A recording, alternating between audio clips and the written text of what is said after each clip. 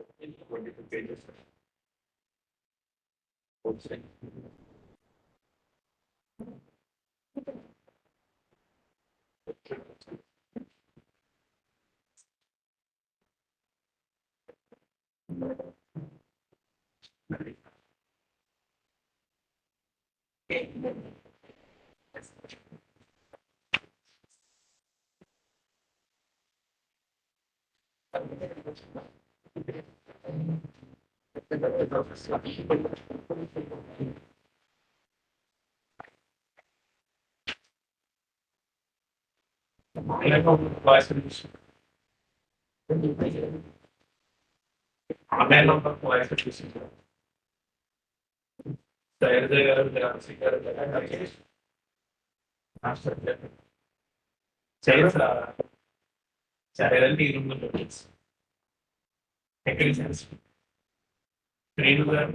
Voice వినిపిస్తున్నారు ఒకసారి unmute చేసి ఒకసారి రెస్పాండ్ అవ్వాలి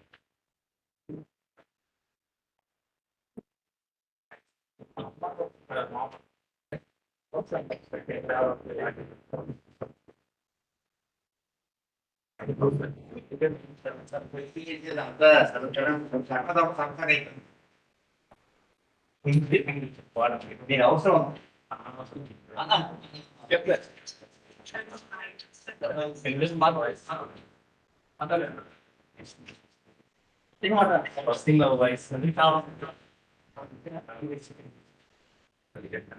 ఆన్లైన్లో ఉన్నారు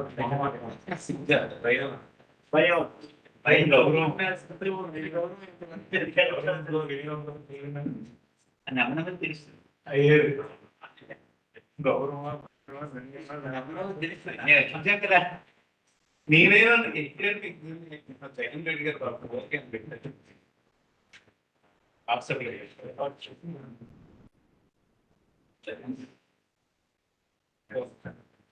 ఓకే క్లాస్ స్టార్ట్ చేద్దాం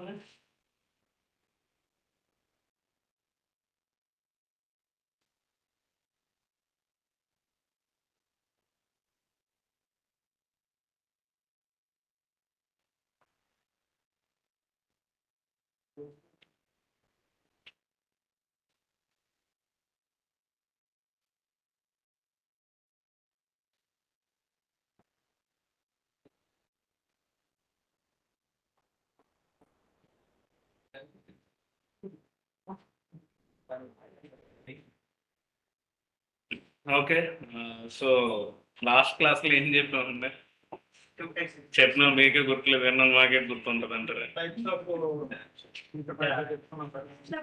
టైప్స్ ఆఫ్ ట్యాక్సెస్ చెప్పాం సో టైప్స్ ఆఫ్ ట్యాక్సెస్ ఏంటంటే direct tax and indirect tax so direct tax లో మనం ఇక్కడ చెప్పుకునేది ఇన్కమ్ ట్యాక్స్ చెప్తున్నాం సో ఇన్కమ్ ట్యాక్స్ లో టోటల్ గా ఎన్ని హెడ్స్ గా కేటగరైజ్ చేశాడు 5 హెడ్స్ ఏంటంటే అవి income from salaries income from house property income from PCBP income from capital gains and last income from other sources so income from salaries అంటే ఏవే వస్తాయి సాలరీస్ వస్తాయి అన్న ఎంప్లాయర్ రిలేషన్షిప్ ఉంటూ ఎంప్లాయర్ దగ్గర నుంచి ఎంప్లాయీకి వచ్చే ఎనీ రెమ్యూనరేషన్ ఏవైతే ఉంటాయో అవన్నీ ఏ హెడ్ లో ట్యాక్సిబుల్ అవ్వాలి శాలరీ హెడ్ లో ట్యాక్సిబుల్ అవ్వాలి and income from house property అంటే ఏదైనా ఒక ప్రాపర్టీ నేను రెంట్కి ఇస్తే ప్రాపర్టీ అంటే బిల్డింగ్ అండి మళ్ళీ ల్యాండ్ నేను రెంట్కి ఇచ్చానంటే అది హౌస్ ప్రాపర్టీగా ట్రీట్ చేయను ఒక ల్యాండ్ నేను రెంట్కి ఇచ్చాను అనుకోండి అది నాకు ఇన్కమ్ ఫ్రమ్ అదర్ సోర్స్లోకి వెళ్ళిపోతుంది లేదు అది బిజినెస్ అనుకుంటే అది పీజీబీపీలోకి వెళ్తుంది అకేషనల్లీ అప్పుడప్పుడు నేను రెంట్కి ఇస్తే అది నాకు అదర్ సోర్సెస్ లేదు ల్యాండ్ నాకు రెంట్కి ఇవ్వడమే నా బిజినెస్ అన్నాను అనుకోండి సో అలాంటప్పుడు అది నాకు ఏ హెడ్లో ట్యాక్సిబుల్ అవుతుందంటే పీజీబీపీ హెడ్లో ట్యాక్సిబుల్ అవుతుంది ఓకేనా అండ్ ఇన్కమ్ ఫ్రమ్ పీజీబీపీ అంటే ఏ ఇన్కమ్స్ అందులో ట్యాక్సిబుల్ అవుతాయి ఏవైనా బిజినెస్ నుంచి వచ్చే ఇన్కమ్స్ ఆర్ ప్రొఫెషన్స్ రిసీవ్ చేసుకునే సర్వీసెస్ ఏవైతే ఉంటాయో అవన్నీ నాకు ఏ హెడ్లో ట్యాక్సిబుల్ అవుతాయి అంటే పీజీబీపీ మీరు పూర్తిగా తిరిగిపోతున్నారు ప్రాబ్లం కాదు అలా మెడపెట్టేస్తుంది అటువైపు తిరిగి మెడలో చూస్తే ఓకే పర్లేదా మీకు లేదండి ఇటువైపు వచ్చి మేడం మీరు కొంచెం ఇటువైపు చూస్తే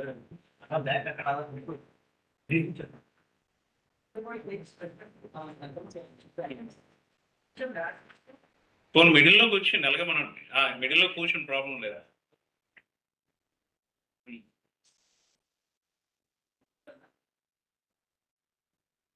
అలా కూర్చుంటుండు మరి మరి వెనక్కి వెళ్ళిపోతుంది అలాగే అంటే పాపం తన ఏకంగా లాంగ్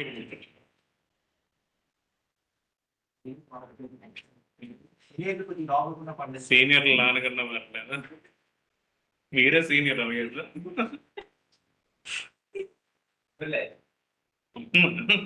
ఏ క్లాస్కి సరిగ్గా రాలేదు సగం సగమే ఓకే సో పీజీబీపీ హెడ్లో ట్యాక్సిబుల్ అయ్యేవి అంటే బిజినెస్ నుంచి వచ్చే ప్రాఫిట్స్. సో బిజినెస్లో ఎన్ని రకాలు ఉన్నాయన్నా? How many types in business? Cotton business అలా కాదు. ఎన్ని బిజినెస్లు ఉన్నాయంటే 3 టైప్స్ ఆఫ్ బిజినెస్. ఏంటంటే స్పెక్యులేటివ్ బిజినెస్ అంటే ఏంటి? స్పెక్యులేటివ్ బిజినెస్ అంటే ప్రైస్ ఫ్లక్చుయేషన్స్ అవుతున్న కమోడిటీస్ ఏవైతే ఉంటాయో అలాంటి కమోడిటీస్ లైక్ స్టాక్ మార్కెట్స్ అలాంటివి. అంటే స్టాక్ మార్కెట్లో కూడా అగైన్ ఇంట్రాడే ట్రేడింగ్ చేస్తేనే అది నాకు business. Or futures and options చేస్తేనే నాకు అది బిజినెస్. లేదు నేను ఇన్వెస్ట్మెంట్ పర్పస్ కోసం షేర్స్ కొన్నాను అన్నాడు అనుకోండి, అది నాకు క్యాపిటల్ గెయిన్లోకి వచ్చేస్తుంది. ఓకేనా? లేదు దాన్ని జస్ట్ ఒక గ్యాంబ్లింగ్ లాగా బ్యాక్ ఆట ఆడుతుంటేటట్లుగా నేను చేస్తాను, మీకు జరిగేదంతా అదే. చాలా మంది రిటైర్డ్ పీపుల్స్ ఈ మధ్యన ఐ థింక్ లాస్ట్ రిటర్న్స్ వేస్తున్నప్పుడు, ఇప్పుడు రిటర్న్స్ వేస్తున్నప్పుడు స్టీల్ ప్లాంట్ ఎంప్లాయీ అయినా పేరు ఎందుకని చెప్పడం కానీ ఆల్మోస్ట్ 6 కోట్లు అండి, 5 కోట్లు 6 కోట్లు ట్రాన్సాక్షన్స్ చేశారు. మొత్తం అన్ని futures options, intra trade, long term గట్టి కొడితే 4,000 10,000 10,000 15,000 అంతే. మిగతాదంతా short term, intraday, futures and options. పోనీ దీంట్లో ఏదైనా సంపాదించాలంటే 6 లక్షల కన్నం పెట్టారు. సింపుల్. 6 కోట్లు ట్రాన్సాక్షన్ చేసి 6 లక్షల కన్నం పెట్టారు. సో ఇంకా ఆయన రిటర్న్ ఇంకా ఇయ్యాలి, రేపు ఎప్పుడు వెయ్యాలి, ఇంకా 31 ఆగస్ట్ వరకు టైం. ఓకేనా? సో ఇలా ఏమైనా అంటే ఆయనకి ఏంటంటే అది ఒక వ్యసనం అయిపోయింది. చూసారా ఇప్పుడు డ్రీమ్ లెవెల్లో లేకపోతే బ్యాక్ అట్లా ఆడుతున్నప్పుడు చూసారా, ఆన్లైన్ రమ్మీ గేమ్ ఆడినట్టు అది ఒక గేమ్ అంతే. అంటే పెట్టడం, వస్తే చేస్తారు, లేకపోతే అంటే అదో సరదా, అందుకు మించి ఇంకేం చేయను, అదొక వ్యసనం. ఓకే, సో అది పక్కన పెడితే, సో అలా ఏమైనా షేర్స్ కానీ ఇంట్రాడే ట్రేడింగ్ కానీ చేశాను అంటే అది నాకేంటవుతుంది? స్పెక్యులేటివ్ బిజినెస్ అవుతుంది. స్పెసిఫైడ్ బిజినెస్ అంటే మనకి ఇన్కమ్ ట్యాక్స్ యాక్ట్ లో జనరల్ గా 14 టైప్స్ ఆఫ్ బిజినెస్ చెప్పాడు. లైక్ అగ్రికల్చర్ ప్రొడ్యూస్, స్టోరేజ్ చేసే ఫెసిలిటీస్ కానీ, కోల్డ్ స్టోరేజ్ కానీ, హాస్పిటల్ 100 బెడ్స్ హాస్పిటల్ మెయింటెనెన్స్ కానీ, లేకపోతే ఇన్ఫ్రాస్ట్రక్చర్ ప్రొవైడ్ చేయడం, ఇలా డిఫరెంట్ 14 టైప్స్ బిజినెస్ అనేవి ఉన్నాయి. సో ఇవి కాకుండా remaining rest of the businesses ఏవైనా ఉన్నాయంటే అవన్నీ నాకు దేంట్లోకి వచ్చేస్తాయంటే నార్మల్ బిజినెస్ లోకి వచ్చేస్తాయి. అవన్నీ నార్మల్ బిజినెస్ లోకి వచ్చేస్తాయి. ఈవెన్ దో టీ కొట్టు పెట్టుకున్నాడైనా నార్మల్ బిజినెస్, లేదు అంటే వాడు సూపర్ మార్కెట్ పెట్టుకున్నా నార్మల్ బిజినెస్. ఓకేనా అండి? అండ్ క్యాపిటల్ గెయిన్ అంటే ఏంటంటున్నాం? ఒక క్యాపిటల్ అసెట్ ఏదైనా నేను సేల్ చేస్తే, ఆ సేల్ చేయడం వల్ల నాకు గెయిన్ వస్తే అది నాకు ఏ హెడ్ లో ట్యాక్సిబుల్ అవ్వాలి అంటున్నానంటే క్యాపిటల్ గెయిన్స్ లో ట్యాక్సిబుల్ అవ్వాలి. సో క్యాపిటల్ అసెట్ అంటే ఏంటి? సెక్షన్ 2 సబ్ సెక్షన్ 42 ప్రకారంగా వాడే ఓల్డ్ యాక్ట్, అది న్యూ యాక్ట్ లో సెక్షన్ అది కాదు. ఓల్డ్ యాక్ట్ లో అయితే 242 ప్రకారంగా వాడు చెప్పే పాయింట్ ఏంటంటే ల్యాండ్, బిల్డింగ్స్, లేకపోతే ఫర్నిచర్ అనేది బిజినెస్ పర్పస్ కోసం యూజ్ చేస్తుంది సార్, అందులో చేయలేదు. సో అండ్ పర్సనల్ థింగ్స్ ఏవైతే ఉంటాయో వాటిని క్యాపిటల్ అసెట్ గా ట్రీట్ చేయకూడదు అంటాడు. బట్ వాటికి ఎక్స్క్లూడింగ్ ఏంటంటే గోల్డ్ ఆర్నమెంట్స్ అవన్నీ మళ్ళీ క్యాపిటల్ అసెట్స్ గానే ట్రీట్ చేస్తాడు. వాటిని మీరు సేల్ చేస్తారు అనుకోండి, గెయిన్ వస్తే అది ఏ హెడ్ లో ట్యాక్సిబుల్ అంటాడంటే క్యాపిటల్ గెయిన్స్ లో ట్యాక్సిబుల్. ఓకేనా? సో అలా కాకుండా లాస్ట్ హెడ్ ఏంటంటే నాకు ఇన్కమ్ వస్తుంది, బట్ ఫస్ట్ 4 హెడ్స్ లో ఎక్కడ నాకు అది ఏ కేటగిరీలోకి రావట్లా. సో అలాంటప్పుడు లాస్ట్ మిగిలిన హెడ్ ఏంటి? Other sources. So other sources లో అమౌంట్ కాస్త ఎండ్ అయిపోవాలంటున్నాడు, ట్యాక్సిబిలిటీలోకి వచ్చేయాలని. ఓకేనా? సో అదర్ సోర్సెస్ లోకి వచ్చేవి ఏవే వస్తాయి అన్నాం నేను చెప్పుకున్న దాంట్లో? Casual incomes like betting, gambling, horse races, TV shows, crossword puzzles, ఇలాంటివి ఏవైతే ఉంటాయో వీటన్నింటిని నేను ఏంటంటే క్యాజువల్ ఇన్కమ్స్ అంట. ఈ క్యాజువల్ ఇన్కమ్స్ కి స్ట్రైట్ అవే 30% ట్యాక్స్ కట్టేది. అంటే ఈవెన్ దో మీరు 1000 రూపీస్ ఎర్న్ చేశారు అనుకోండి, 1000లో 30% అంటే అంత 300 రూపీస్ ప్లస్ దాని మీద 4% సెస్ అంటాడు. సో ప్లస్ 4% 300 మీద వేస్తే ఎంత అవ్వాలి?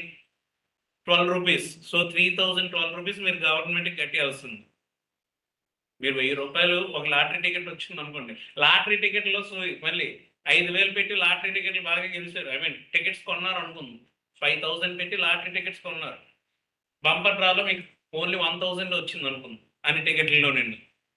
సో ఇప్పుడు ఆ 5000 నేను ఖర్చు పెట్టాను కదా, ఈ 1000 నేను సెట్ ఆఫ్ చేసేస్తానంటే కుదరదు, ఈ 1000 మీద ట్యాక్స్ కట్టేయాల్సిందే. ఓకేనా? సో అప్పుడు ఎంత కట్టాలరా అంటే 1000లో మీరు ఎర్న్ చేసిన దాని మీద 30% ప్లస్ దాని మీద 4% సెస్ అంటే 312 రూపీస్ మన గవర్నమెంట్కి జాగ్రత్తగా ట్యాక్స్ పే చేసేసి. అది కాదు షేర్స్ అలా కదా, షేర్స్ లో లాంగ్ టర్మ్ షార్ట్ టర్మ్ ఉంటుంది. లాంగ్ టర్మ్ అన్నాను అనుకోండి, అది లిస్టెడ్ షేర్సా అన్లిస్టెడ్ షేర్సా? లిస్టెడ్ షేర్స్ అయితే 12.5%, అన్లిస్టెడ్ షేర్స్ అయితే 20%. అదే షార్ట్ టర్మ్ అన్నాను అనుకోండి, లిస్టెడ్ అయితే 20%, అన్లిస్టెడ్ అయితే స్లాబ్ రేట్స్. సో అది డిపెండ్స్ అప్ప, మారిపోతుంది. ఓకే, సో అప్పుడు వద్దులే గాబరా మీకు స్టార్టింగ్ ఓకేనా? ఓకేనా? సో ఇంకా దీంట్లో ఏవే వస్తాయి అనుకున్నామండి అదర్ సోర్సెస్లో? ఇంట్రెస్ట్ ఇన్కమ్స్, షేర్స్ మీద వచ్చే డివిడెంట్లు కానీ, డిబెంచర్స్ మీద వచ్చే ఇంట్రెస్ట్లు కానీ, గిఫ్ట్లు కానీ ఏవైనా ఉన్నాయంటే వాటన్నింటినీ నేను ఏ హెడ్లో ట్యాక్సిబిలిటీ కింద తీసుకుని రావాలన్నా అదర్ సోర్సెస్. సో గిఫ్ట్ దగ్గరికి వచ్చేసరికి from relatives it is fully exempt, from non relatives 50,000 దాటి నువ్వు రిసీవ్ చేసుకుంటే ఎంటైర్ అమౌంట్ ఏంటి అవ్వాలి? ఫుల్లీ ట్యాక్సిబుల్ అవ్వాలి. సింగిల్ పర్సన్ నుంచి 50,000, అగ్రిగేట్ అమౌంట్ 50,000. అగ్రిగేట్ అమౌంట్ అనేది 50,000 దాటితే ఆటోమేటిక్గా ఫుల్గా మీ చేతిలో ఏంటి అవుతుందంటే అది ట్యాక్సిబిలిటీ కింద వచ్చేస్తుంది. ఓకేనా? క్లియరా? సే ఎగ్జాంపుల్ దానికి మళ్ళీ ఎక్సెప్షన్స్ ఏం చెప్పుకున్నాం అంటే ఈవెన్ దో నాన్ రిలేటివ్స్ దగ్గర నుంచి నేను రిసీవ్ చేసుకున్న గిఫ్ట్ అమౌంట్ అనేది ఎగ్జామ్ట్ అని నేను చెప్పుకున్నాం. ఏంటంటే ఆ cases at the time of marriage. So marriage టైంలో ఓన్లీ రిలేటివ్స్ ఒకరిని పిలుస్తాం ఏంటి? కాదుగా, నాన్ రిలేటివ్స్ని కూడా పిలుస్తాం. ఆ ఫ్రెండ్ కూడా రిలేటివే అలాంటివి ఇక్కడ పనికిరావు. ఓకేనా? Even though income tax act ప్రకారంగా కజిన్స్ కూడా రిలేటివ్స్ కిందకి రారు. ఓకేనా? అది ఫ్యామిలీ ట్రీ మన షణ్ముఖ్ పేరు మీద వేస్తానులేండి, గాబరపడతాం తెలుస్తుంది. ఓకే, ఈవెన్ దో కజిన్స్ కూడా మనకు రిలేటివ్స్ కిందకి రారు. ఓకేనా? సో వీళ్ళందరూ ఐ మీన్ సే గిఫ్ట్స్ ఎవరైనా తీసుకుని వస్తారు కదండి, ఊరికి వచ్చి తినేసి వెళ్ళిపోతామేంటి? కాదు కదా, గిఫ్ట్లు ఇస్తామేమో. మా షణ్ముఖ్ అడిగితే గిఫ్ట్ ఇస్తేనే క్యూఆర్ కోడ్ పెడతాడు దానికి ప్లేట్ ఇవ్వడానికి. ఓకేనా? మా ఓ టాలెంట్ వేర్లేండి. సో ఇలా గిఫ్ట్స్ ఏమైనా రిసీవ్ చేసుకుంటే at the time of marriage that is fully exempt, ₹1 కూడా ట్యాక్స్ పే చేయాల్సిన అవసరం లేదు. అదే ఒకవేళ డెత్ బెడ్ మీద ఉండేటప్పుడు యాజ్ ఏ లాస్ట్ విష్గా అసెట్స్ ఏమైనా ట్రాన్స్ఫర్ చేసేస్తే రెసిపియంట్ చేతిలో అది కూడా ఏంటవ్వాలన్న ఫుల్లీ ఎగ్జామ్ట్ అయిపోవాలని చెప్పి. ఓకేనండి. పెన్షన్కి ఫ్యామిలీ పెన్షన్కి డిఫరెన్స్ ఏంటండి? పెన్షన్కి ఫ్యామిలీ పెన్షన్కి డిఫరెన్స్ ఏంటి?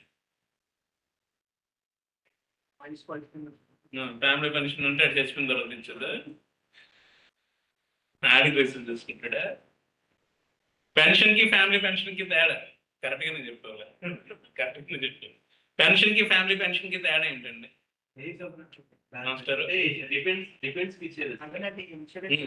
సే సమ్ ఎక్స్ అనే పర్సన్ ఉన్నాడు అనుకుందాం. ఓకేనా? వాడు రిటైర్ అయిపోయిన తర్వాత పెన్షన్ రిసీవ్ చేసుకుంటాడే చేసుకోడా? గవర్నమెంట్ ఎంప్లాయీ అనుకుందాం, రిటైర్ అయిపోయిన తర్వాత పెన్షన్ రిసీవ్ చేసుకుంటాడే చేసుకోడా? ఆయన రిసీవ్ చేసుకుంది పెన్షన్.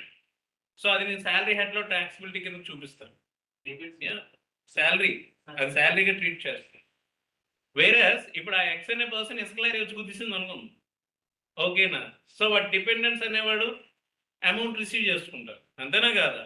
ఇప్పుడు ఆ డిపెండెన్స్ రిసీవ్ చేసుకునే అమౌంట్ నేను ఏంటంటానట? ఫ్యామిలీ పెన్షన్ అంట. మంత్లీ వచ్చేది. ఓకేనా? సో పెన్షన్ అనేది నాకు ఏ హెడ్లో ట్యాక్సిబుల్ అవ్వాలంటాడంటే శాలరీస్ హెడ్లో ట్యాక్సిబుల్ అయితే, whereas coming to family pension అనేది ఏ హెడ్లో ట్యాక్సిబుల్ అవ్వాలంటాడంటే అదర్ సోర్స్లో ట్యాక్సిబుల్ అవ్వాలంటాడు. ఎందుకంటే అక్కడ ఎంప్లాయర్ రిలేషన్షిప్ అనేది ఉండదు. ఓకేనా? అంటే అది ఎగ్జంప్షన్ రాదు. న్యూ ట్యాక్స్ రిజిమ్ ప్రకారంగా అయితే 25,000 డిడక్షన్ వస్తుంది, ఓల్డ్ ట్యాక్స్ రిజిమ్ ప్రకారంగా అయితే 15,000 డిడక్షన్ వస్తుంది యానం మొత్తానికి, మంత్. అది చెప్తాను. చెప్తాడు. ఓకే డా. సో ఇంకొక చిన్న ఎగ్జాంపుల్ చూడండి. ఇప్పుడు అదర్ సోర్సెస్ లో టీవీ షోస్ నుంచి వచ్చే ఇన్కమ్స్ అనేవి అదర్ సోర్స్ లో ట్యాక్సిబుల్ అవుతాయి అనుకున్నాం కదా. సో ఎలా అవుతుందో ఒక చిన్న ఎగ్జాంపుల్ తీసుకుందాం. సే ఇప్పుడు మన షణ్ముఖే మీలో ఎవడు కోటేశ్వర్ ప్రోగ్రామ్కి వెళ్ళాడు అనుకుందాం ఎగ్జాంపుల్. ఓకేనా. సో హాట్ సీట్ కదా అది, హాట్ సీట్ లో కూర్చున్నాడు అనుకుందాం. ఓకే, ₹1,00,00,000 ప్రశ్నకు కూడా కరెక్ట్ గా సమాధానం చెప్తాడు అనుకుందాం అన్నాను అందుకని. ఓకేనా. నా ఇప్పుడు నాగార్జున ఏం చేస్తాడు, ఒక చెక్ మీద సిగ్నేచర్ పెట్టిస్తాడు ఇవాడ. ఓకే డన్, బాగానే ఉంది. సో ఇప్పుడు అది ఏ హెడ్ లో మనలో ట్యాక్స్ బిల్ అవ్వాలి? ఇప్పుడు శాలరీయా, ఎంప్లాయర్ రిలేషన్షిప్ ఏదైనా ఉందా? లేదు. నాగార్జున దగ్గర మనోడు నేను పని చేస్తున్నానండి, కాదు కదా.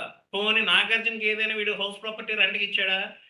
ఇవ్వలా. అంటే హౌస్ ప్రాపర్టీ హెడ్ లో కూడా ట్యాక్సిబిలిటీ కిందకి రాదు.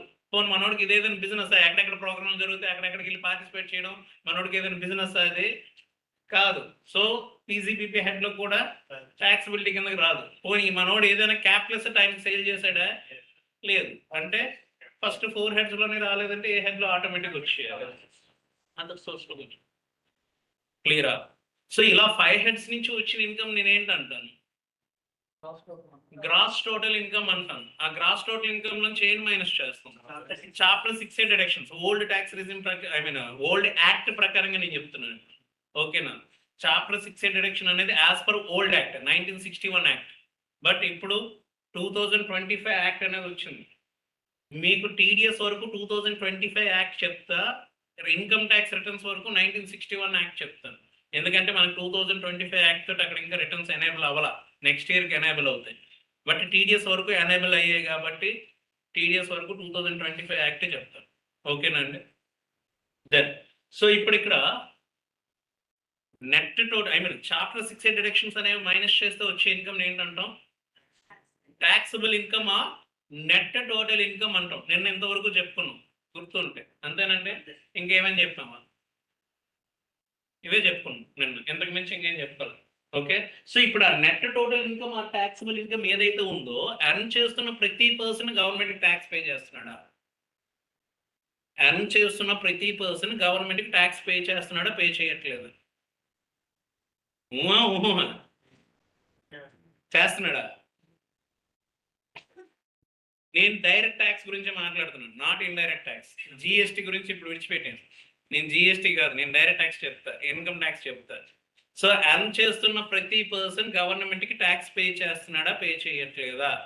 పచ్చిగా కాదు, పచ్చిగా పొడిగా కరెక్ట్గా చెప్పు. కూడుతున్నారనే విషయం అది పక్కన పెట్టు, అది ట్యాక్స్ ఎవేషన్, అది పక్కన పెట్టు. నేను అడుగుతున్న పాయింట్, ఎర్న్ చేస్తున్న అంటే ఈవెన్ దో వాడు 100 రూపీస్ ఎర్న్ చేస్తున్నాడు అంటే దాని మీద వాడు ట్యాక్స్ కట్టాలా, కట్టక్కర్లేదా? సో ఎర్న్ చేస్తున్న ప్రతి పర్సన్ ట్యాక్స్ కట్టడండి. ఇప్పుడు సే ఎగ్జాంపుల్ ఆటో వాళ్ళసే ఉన్నారు అనుకుంది, వాళ్ళు ఎర్న్ చేస్తారు, ట్యాక్స్ కడతారండి? కట్టరు. అఫ్ కోర్స్ అది ఎంత ఇన్కమ్ వచ్చినా కట్టరు అనుకోండి, అది పక్కన పెట్టండి, ఎందుకులేండి ఇప్పుడు క్లాస్లో ఉన్న విషయం. కానీ సో ఏవైనా పోనీ శాలరీయే చేస్తున్నాడు, జాబ్ ఎవడో చేస్తున్నాడు అనుకుందాం అండి, సిఎంఆర్ షాపింగ్ మాల్లోనే ఎవడో జాబ్ చేస్తున్నాడు అనుకుందాం అండి, సేల్స్ మేనేజర్ సేల్స్ మ్యాన్సే ఉంటారు. కడతారా, కట్టరా? మరి వాళ్ళకి వస్తుంది శాలరీయే కాదా? ఎంప్లాయర్ రిలేషన్షిప్ ఉందా లేదా? సిఎంఆర్ వాటి దగ్గర నుంచి వీడికి శాలరీ వస్తుందా, రావట్లేదా? మరి వాడు ట్యాక్స్ కడుతున్నాడా, కట్టట్లేదా? కట్టట్లేదు.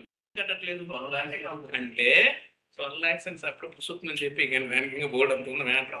ఓకేనండి. దానికి స్లాబ్ రేట్స్ అనేవి ఒకటి ఉన్నాయి. అంటే పర్టికులర్ గా ఒక లిమిట్ అనేది దాటితేనే నువ్వు ట్యాక్స్ అనేది కట్టు, ఆ లిమిట్ దాటకపోతే నువ్వు ట్యాక్స్ పే చేయాల్సిన అవసరం లేదు. సో ఇప్పుడు మీరు ఇక్కడ కన్ఫ్యూజ్ అవ్వద్దు. మనకి యాక్ట్ దగ్గరికి వచ్చేసరికి 2 యాక్ట్స్ ఉన్నాయి. 1961 యాక్ట్ ఒకటి ఉంది, అండ్ అదే విధంగా 2025 యాక్ట్ అనేది ఒకటి ఉంది. ఇన్కమ్ ట్యాక్స్ యాక్ట్ లోనే 2 యాక్ట్స్ ఉన్నాయి. ఓకేనా. సో ఐటీ రిటర్న్స్ వరకు మనం ఇది చెప్పుకుంటాం. టీడీఎస్ రిటర్న్స్ వరకు 2025 యాక్ట్ చెప్తాం. ఓకేనా. ఈ ఐటీ రిటర్న్స్ రావాలంటే నెక్స్ట్ ఇయర్కి వస్తాయి కానీ మనం 2025 యాక్ట్ అనేది చెప్పం. బట్ అంటే ప్రొసీజర్ అదే, సెక్షన్ నెంబర్స్ మారుతాయి, అంతకు మించి ఇంకేం లేదు. ఓకేనా.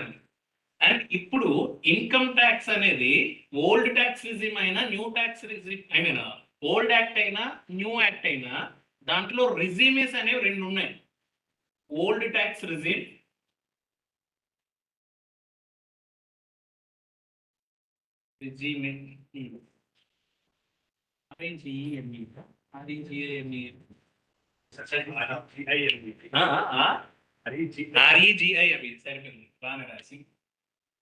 New tax రిజిమే.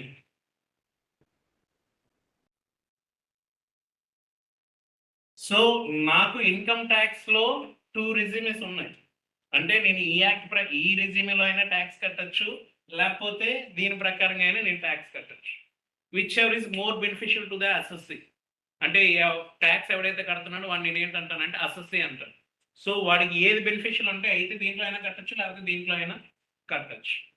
ఓకే, సో మనం ఓల్డ్ యాక్ట్ నేర్చుకున్నాం అనుకోండి, I mean old tax regime నేర్చుకున్నాం అనుకోండి, దీంట్లో కొన్ని పాయింట్స్ తీసేస్తే అదే ఇది అంటాడు. అదేంటి తీసేస్తే బెనిఫిట్ అంటే బెనిఫిట్ ఉంది, అది అలా ఉందని తర్వాత. ఓకేనా? సో ఫస్ట్ ఓల్డ్ ట్యాక్స్ రిజిమే చెప్తాను. ఓకేనా? సో ఇప్పుడు జనరల్గా ఏంటంటానండి, salaries, house property, PGBP, capital gains and other sources. So 5 heads నుంచి వచ్చిన ఇన్కమ్ ఏంటంటున్నాను, గ్రాస్ టోటల్ ఇన్కమ్ అంటున్నాను, జీటీఐ అంటున్నాను. దీంట్లో చైన్ మైనస్ చేస్తున్నాను, చాప్టర్ 6A డిడక్షన్స్ అనేవి మైనస్ చేస్తే వచ్చే ఇన్కమ్ ఏంటంటున్నాను, net total income or taxable income అంటున్నాను, ఎన్టీఐ ఆర్ టాక్సబుల్ ఇన్కమ్ అంటున్నాను కదండి. సో ఇప్పుడు ఈ ఎన్టీఐ నెట్ టోటల్ ఇన్కమ్ ఏదైతే ఉందో ఆ అమౌంట్ అనేది అప్ టు రూపీస్ 2.5 lakhs వరకు ఏంటంటే నేను 1 రూపాయి కూడా ట్యాక్స్ కట్టచ్చు. అంటే సంవత్సరానికి 5 heads నుంచి వచ్చే ఇన్కమ్ అగైన్ అందులో క్యాజువల్ ఇన్కమ్స్ అనేది ఉండకూడదు. ఆ ఇన్కమ్ అనేది నాకు 2.5 lakhs వరకు 1 రూపాయి కూడా నేను గవర్నమెంట్కి ట్యాక్స్ పే చేయాల్సిన అవసరం లేదు. ఓకేనా? అదే నా ఇన్కమ్ అనేది 2.5 lakhs నుంచి 5 lakhs మధ్యలో ఉంటే నేను దాని మీద ట్యాక్స్ ఎంత పర్సెంటేజ్ పే చేయాలట, 5% పే చేయాలి. అదే నా ఇన్కమ్ అనేది 5 lakhs నుంచి 10 lakhs మధ్యలో ఉంటే ఎంత పర్సెంటేజ్ కట్టాలట, 20% కట్టాలి అంటున్నాడు గవర్నమెంట్ పే చేయాల్సిన ట్యాక్స్. అదే నా ఇన్కమ్ అనేది అబౌవ్ 10 lakhs కానీ ఉంది అన్నాడు అనుకోండి, అబౌవ్ 10 lakhs కానీ ఉంది అన్నాడు అనుకోండి, ఎంత పర్సెంటేజ్ పే చేయాలట, 30% పే చేయాలి. అగైన్ దీనికి వాడు ఏంటంటాడు, 4% సెస్ అనేది యాడ్ చేయమంటాడు. ఏంటట సెస్ అంటే హెల్త్ అండ్ ఎడ్యుకేషన్ సెస్. అంటే ఇప్పుడు ఏదైతే అమౌంట్ అనేది వస్తుందో సెస్ రూపంలో గవర్నమెంట్కి ఏదైతే అమౌంట్ వస్తుందో ఆ అమౌంట్ అనేది ఎక్స్క్లూజివ్లీ దేనికోసం యూటిలైజ్ చేస్తుందిరా అంటే ఎడ్యుకేషన్ అండ్ హెల్త్ పర్పస్కే. ఓకేనా? ఎడ్యుకేషన్కి ఆడ ఎలా యూజ్ చేస్తారా అంటే స్కాలర్షిప్లకి ఎట్లా వస్తుంటాయి కదండి స్టూడెంట్స్కి, ఆ స్కాలర్షిప్ దేని నుంచి వస్తాయి అంటే దీని నుంచి వస్తుంది, ఈ అమౌంట్ నుంచి వస్తుంది. కొంతమందికి ఏంట్రా అంటే ఫ్రీ బుక్స్ కూడా సప్లై చేస్తూ ఉంటుంది చూసారా, ఆ ఫ్రీ బుక్స్కి వీడికి ఎక్కడి నుంచి రా అంటే అమౌంట్ దీని నుంచి యూజ్ చేస్తారు. లేదు మెడికల్స్కి కూడా కొంతమందికి ఏంట్రా అంటే పిఎంస్ దీని నుంచి ఫండ్ నుంచి గట్రా వస్తాయి అంటాడు, అది ఎక్కడి నుంచి రా అంటే వీడి దగ్గర నుంచి. ఓకేనా? బట్ అదర్ సోర్సెస్ కి వచ్చేది ఈ స్లాబ్ కింద రావు. అంటే అదర్ సోర్సెస్ లో క్యాజువల్ ఇన్కమ్ అయితే రాదు, క్యాజువల్ ఇన్కమ్ అయితే రాదు, అది flat 30%. At the same time capital gains కూడా ఇందులో రావు. ఓకేనా? అంటే మీకు అప్ టు 2.5 lakhs వరకు అయితే క్యాపిటల్ గెయిన్స్ అయినా పర్వాలేదు, అదర్ సోర్స్ క్యాజువల్ ఇన్కమ్స్ అనేది పనికిరాదు మళ్ళీ. ఓకేనా? బట్ మిగతా వాటికి అయితే ఈ 5% 20-30% అనేది క్యాజువల్ ఇన్కమ్స్ కి అది పనికిరాదు. క్యాపిటల్ గెయిన్స్ లో లాంగ్ టర్మ్ క్యాపిటల్ గెయిన్ కి పనిచేయదు, షార్ట్ టర్మ్ లో 111 కూడా పనిచేయదు. ఓకే, అది మీరు గారు పడకండి, వీళ్ళు అప్పుడే జడిసిపోతారు, మీరు అప్పుడు అంత దీనికి వెళ్ళిపోతే జడిసిపోతారు. గారు పడు, నేను నెమ్మదిగా ఒక్కొక్కటి చెప్తాను. Okay, so as of now ఇప్పుడు నాకు ఇన్కమ్ అంటే ఇన్కమ్ అనేది వస్తున్నప్పుడు ఎంతెంత పర్సెంటేజ్ కట్టాలంటే ఇది కట్టాలన్నాను. ఈ పర్సెంటేజ్ ఈ రేట్స్ ఏవైతే ఉన్నాయో దీని వాడు ఏంటంటాడట, స్లాబ్ రేట్స్ అంటాడు. వీటిని వాడు ఏంటంటాడు, స్లాబ్ రేట్స్ అంటాడు. ఇప్పుడు ఈ స్లాబ్ రేట్స్ ఏవైతే ఉన్నాయో ఇవి ఎవరికి అప్లికేబుల్ అవుతాయి, ఈ స్లాబ్ రేట్స్ ఏవైతే ఉన్నాయో ఇవి ఎవరికి అప్లికేబుల్ అవుతాయి అంటే resident individual. Okay, before that అది చెప్పే ముందు మనకి ఇన్కమ్ ట్యాక్స్ యాక్ట్ ప్రకారంగా ఒక 4 పరికరాల డెఫినేషన్లు ఉన్నాయి. ఓకేనా? ఆ డెఫినేషన్ అంటే ఒకసారి చూద్దాం. బేసిక్ డెఫినేషన్స్ ఏంటంటట, పర్సన్ అంటాడు. ఫస్ట్ డెఫినేషన్ ఏంటి అంటే పర్సన్. పర్సన్ అంటే ఎవరండి? పర్సన్ అంటే ఎవరు? అసోసియర్ అవునా? పర్సన్ అంటే పర్సన్ అయిన అందరూ ఎస్ఏ అయిపోతారు. మీరు ట్యాక్స్ కడుతున్నారా? అంటే మీరు ఇప్పుడు ఎస్ఎస్సీయా పర్సన్? సో పర్సన్ అంటే వీడే అని మనకి ఇన్కమ్ ట్యాక్స్ యాక్ట్ లో క్లియర్ కట్ గా ఎక్కడ చెప్పలేకపోయాడు. సో ఎప్పుడైనా ఏదైనా డెఫినేషన్ లో డెఫినేషన్ చెప్పినప్పుడు వాడు యూజ్ చేసే వర్డ్ ఏంటంటే includes. So income tax act లో కూడా ఆ వర్డ్ యూజ్ చేస్తాడు. ఏంటి? Person includes. ఎవడెవడట? Individuals, nothing but human beings. Individuals అంటే పెళ్ళి అయినాడా పెళ్లి కానోడా అని కాదు. Individuals nothing but human beings అంటే మనుషులు. ఓకేనా? సో మనుషులందరూ పర్సన్స్. ఓకేనా? ఇందులో ఎవరికైనా డౌట్ ఉందంటే లేదు కదా? ఓకే. సో హెచ్యుఎఫ్ అంటే Hindu undivided families, firm, partnership firms అవి ఎల్ఎల్పీస్ అలాంటివి, కంపెనీస్ ప్రైవేట్ లిమిటెడ్ అయినా అవ్వచ్చు, పబ్లిక్ లిమిటెడ్ అయినా అవ్వచ్చు, అగైన్ అది డొమెస్టిక్ కంపెనీ అయినా అవ్వచ్చు ఆర్ ఫారిన్ కంపెనీ అయినా అవ్వచ్చు. ఏఓపి అసోసియేషన్ ఆఫ్ పర్సన్స్ అంటాడు. అంటే again it's like a partnership firm but not exactly. ఓకేనా? అసోసియేషన్ ఆఫ్ పర్సన్స్ అనేది ఏంటంటే ఒక పర్టికులర్ వెంచర్స్ వరకు మాత్రమే వాడు పార్ట్నర్స్ గా ఉంటారు.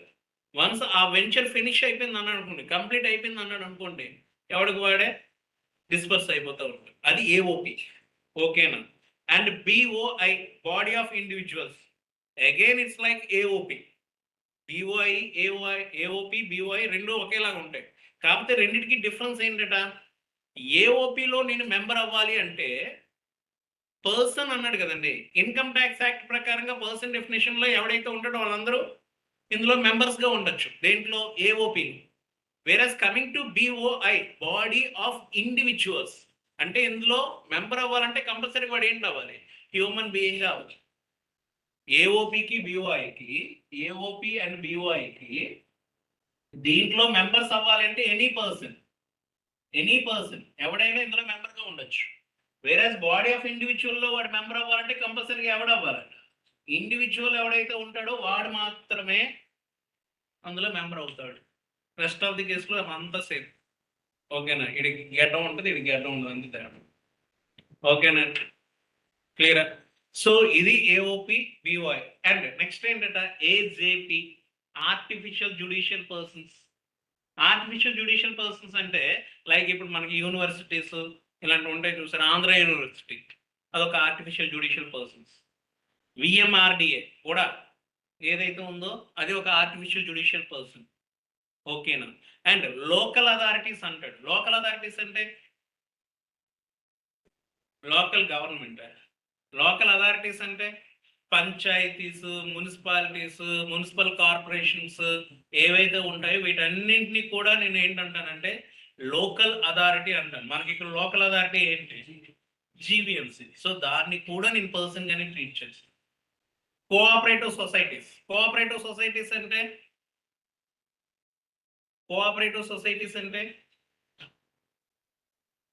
నేను చెప్తుంది అర్థం అంటే కొంతమంది ఏంటంటే చూస్తుంటే ఏదో ఇదేదో చెప్పి వెళ్ళిపోతున్నారు అన్నట్టు చూస్తున్నారు.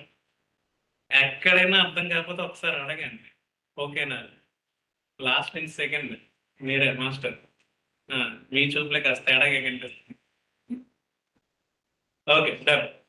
సో కోఆపరేటివ్ సొసైటీస్ అంటే ఇప్పుడు ఒక ఆర్గనైజేషన్ లో ఉండే ఎంప్లాయీస్ ఎవరైతే ఉంటారో వాళ్ళందరూ ఒక సొసైటీగా ఫామ్ అవుతారు. లైక్ యూనియన్ అనుకోవచ్చు. ఓకేనా? So but not exact. ఓకేనా? సో ఇప్పుడు ఆ కోఆపరేటివ్ సొసైటీ ఏం చేస్తుందండి, ఇప్పుడు సే జీవీఎంసీ కోఆపరేటివ్ సొసైటీ అన్నాడు అనుకోండి. అంటే ఇప్పుడు ఆ సొసైటీలో నేను మెంబర్ అవ్వాలంటే కంపల్సరీగా నాకు బేసిక్ ఎలిజిబిలిటీ ఏంటట, జీవీఎంసీలో నేను ఎంప్లాయీ అయ్యి ఉండాలి. జీవీఎంసీలో నేను ఎంప్లాయీ అయితేనే కోఆపరేటివ్ సొసైటీలో మెంబర్ అవ్వడానికి అవుతుంది. జీవీఎంసీ కోఆపరేటివ్ సొసైటీలో మెంబర్ అవ్వడానికి అవుతుంది. మీకు జీవీఎంసీ కోఆపరేటివ్ సొసైటీ ఇక్కడ కోర్టుకు ఆపోజిట్లో వెటర్నరీ హాస్పిటల్ ఆపోజిట్లో ఉంటుంది మీకు, జగదాంబకి వెళ్ళే రూట్లో. ఓకేనా? సో నేను అందులో మెంబర్ అవ్వాలంటే కంపల్సరీగా ముందు నేనేంటి అవ్వాలి? ఈ కోఆపరేటివ్ సొసైటీస్ ఏం చేస్తుంది అంటే ఎవడైతే జీవీఎంసీలో ఎంప్లాయీస్ ఉంటారో వాళ్ళకి లోన్స్ ఇస్తుంది. ఎవరికైనా లోన్ డబ్బులు అర్జెంట్గా కావాల్సి వచ్చింది అనుకోండి, వాడికి లోన్ ఇస్తుంది. అదేంటి వాడి దగ్గర నుంచి తీసుకోవాలా అంటే, నాకు ఆల్రెడీ లోన్స్ ఇప్పటికే ఎక్కువగా ఉన్నాయి అనుకోండి, సిబిల్ స్కోర్ కాస్త సాయరం అయిపోయింది అనుకోండి, నేను బ్యాంక్కి వెళ్ళి నాకు లోన్ కావాలరా అంటే దబాంగా అంటాడు. అంతేనా కాదా? బయటకు పోరా అంటాడు. సో ఇప్పుడు నా కోఆపరేటివ్ సొసైటీ వాడి దగ్గరికి వెళ్ళి, సార్ నాకు లోన్ కావాలంటే హ్యాపీగా ఇస్తాడు. నా లోన్ మీద 20% అంటే 20 టైమ్స్ వరకు వాడు లోన్ ఇస్తాడు. సారీ, లోన్ మీద శాలరీ మీద, నా శాలరీ మీద 20 టైమ్స్ వరకు వాడు ఏంటంటే లోన్ ఇస్తాడు.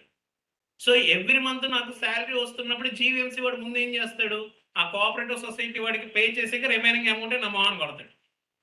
సో వాడికి ఎలాంటి రిస్క్ ఉండదు. కోఆపరేటివ్ సొసైటీలో షూరిటీలు కానీ ఏమైనా ఉంటాయంటే ఏమి ఉండదు. వాడికి రిస్క్ ఏదైనా ఉంటుందంటే ఉండదు. ఎందుకంటే జీవీఎంసీలో వాడు పనిచేస్తున్నంత కాలం ఆ డబ్బులు అడిగి వచ్చేస్తాయి.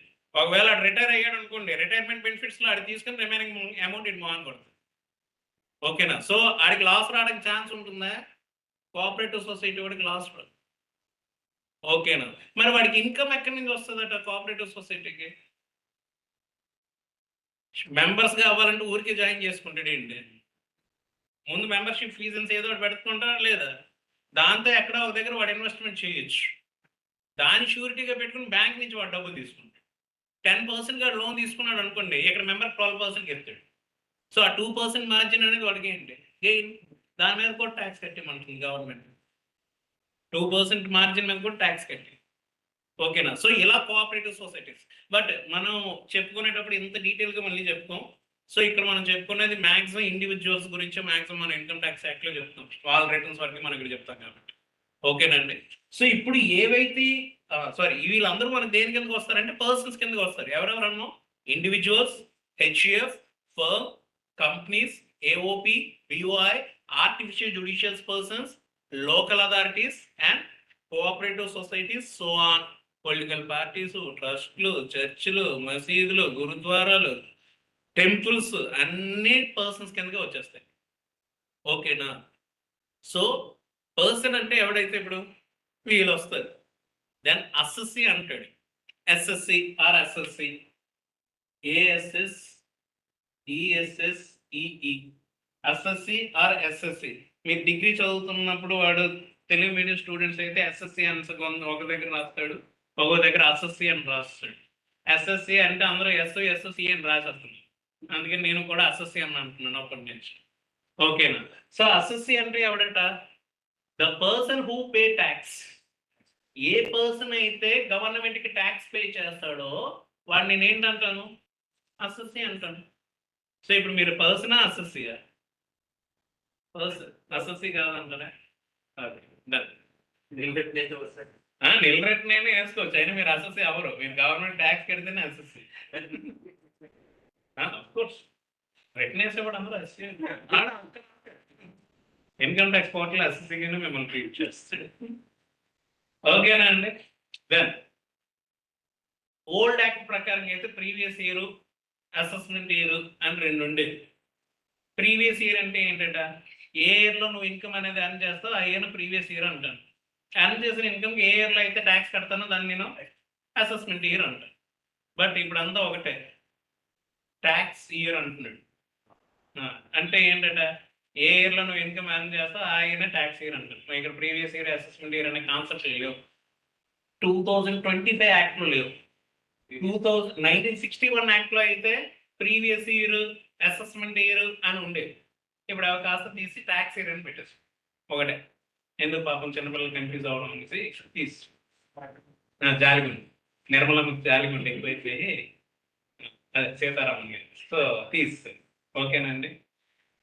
సో ఇప్పుడు ఏవైతే ఈ స్లాబ్ రేట్స్ ఉన్నాయి, ఈ స్లాబ్ రేట్స్ అనేవి ఎవరికి అప్లికేబుల్ అవుతాయి? పర్సన్స్ మనం దగ్గర చెప్పుకున్నాం కదా, ఏ పర్సన్స్ కి స్లాబ్ రేట్స్ అప్లికేబుల్ అవుతాయి చూడండి. అంటే ఎవడట? Resident individual, resident individual age below 60 years అంట. Age below 60 years. Resident individual అంటున్నాడు. రెసిడెంట్ అంటే ఏంటి అంటే వాడికి ఇల్లు ఉందా, ఇల్లు లేదా అని కాదు. ఓకేనా? ఇండియాలో ఉన్నాడా లేదా అని. ఇండియాలో ఉంటే వాడు రెసిడెంట్, ఇండియాలో లేకపోతే ఇండియాలో ఎన్ని రోజులు ఉంటే రెసిడెంట్ అంట? 182 days ఆర్ మోర్ ఇండియాలో కానీ వాడు ఉన్నాడు అనుకోండి, ఇండియాలో వాడు ఏంటి అవుతాడు? రెసిడెంట్ అవుతాడు. అంతకన్నా తక్కువ ఉంటే నాన్ రెసిడెంట్ అయిపోతాడు. అది first basic condition. First basic కండిషన్లో ప్రీవియస్ ఇయర్, ఇప్పుడు మనం ఏ ఇయర్ చూస్తున్నాం? 2025-26 అనే ప్రీవియస్ ఇయర్ చూస్తున్నాం. ప్రీవియస్ ఇయర్ 2025-26కి మనం ఇప్పుడు ఇన్కమ్ ట్యాక్స్ రిటర్న్స్ వేస్తాం కదా. సో 2025-26లో వాడు ఇండియాలో ఎన్ని రోజులు ఉన్నాడు, దాన్ని బట్టి వాడు రెసిడెన్షియల్ స్టేటస్ అనేది నేను ఇక్కడ డిసైడ్ చేస్తాను. సో వాడు ఇక్కడ ఈ ప్రీవియస్ ఇయర్లో 182 days ఆర్ మోర్ కానీ ఇండియాలో ఉంటే ఆటోమేటిక్గా ఇండియాలో వాడు ఏంటి అయిపోతాడట? రెసిడెంట్ అయిపోతాడు. ఒకవేళ బిలో 182 days ఉంటే obviously non resident. First basic condition ప్రకారంగా చూస్తే.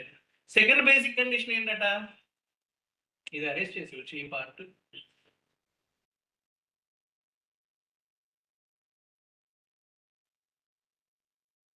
ఎక్కడైనా ఫాస్ట్ అవుతున్నానా? పర్వాలేదు. ఫాస్ట్ అవుతున్నానా? స్పీడ్ సరిపోయింది. నీకు సరిపోయింది, నా వేవ్ లెంత్ ఎప్పుడో మ్యాచ్ అయిపోతుంది.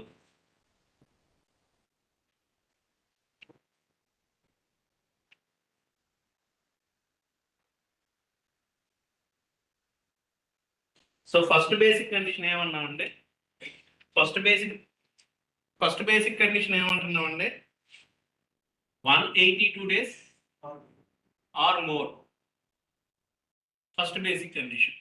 సెకండ్ బేసిక్ కండిషన్ ఏంటట? 60 days ఆర్ మోర్. అదేదో బాగున్నట్టుకుందా? 182 days కన్నా 60 days ఇండియాలో ఉంటే సరిపోతుంది కదా అంటే కుదరదు.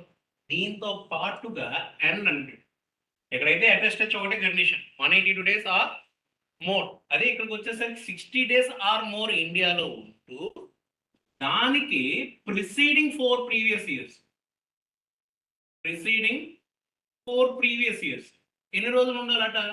365 days ఆర్ మోర్. సో ఈ రెండు కండిషన్ లో any one of the condition satisfy చేస్తే ఆటోమేటిక్ వాడు ఇండియాలో ఏంటంటే రెసిడెంట్ అంటున్నాం. సో అలా resident individuals age below 60 years. మనందరం బిలో 60 years అయినా ఎవరైనా 60 above ఉన్నారా? అవే ఇరిగిపోద్ది. సో బిలో 60 years ఎవరైతే ఉంటారో వాళ్ళందరికీ ఇవే స్లాబ్ రేట్స్, అంతేనా కదా? ఓకేనా? అండ్ అలా కాకుండా NRIs, non resident individual NRI సంబంధం అంటాం చూసారా? ఈ రెండు కండిషన్లో సాటిస్ఫై అవ్వకపోతే వాడే ఎన్ఆర్ఐ. ఓకేనా? ఎన్ఆర్ఐ సంబంధం అంటే ఈడే. ఓకేనా? సో రెండు కండిషన్లు సాటిస్ఫై చేయకపోతే వాడు నేను ఏంటంటాను?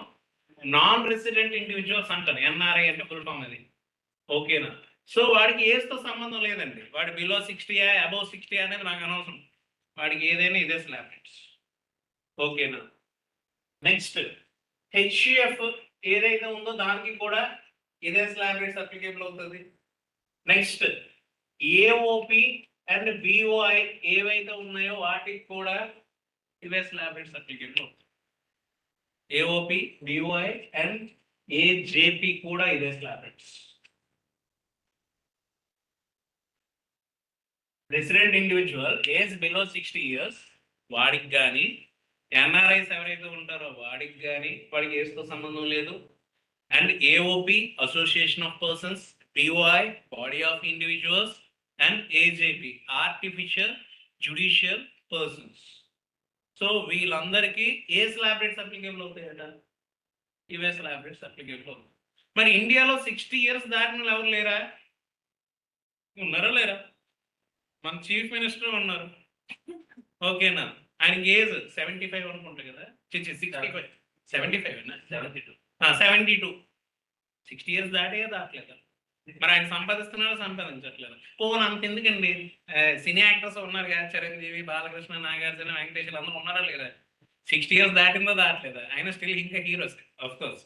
ఓకే, వాళ్ళు సంపాదిస్తున్నారో సంపాదించట్లేదా? వాళ్ళు దాని మీద ట్యాక్స్ కడతారా కట్టరా?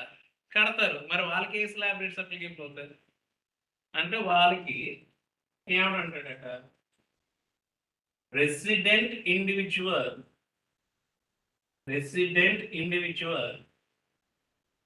ఏజ్ ఎంత 60 years to 80 years, 60 to below 80, లేకపోతే 79 వేసుకుంది.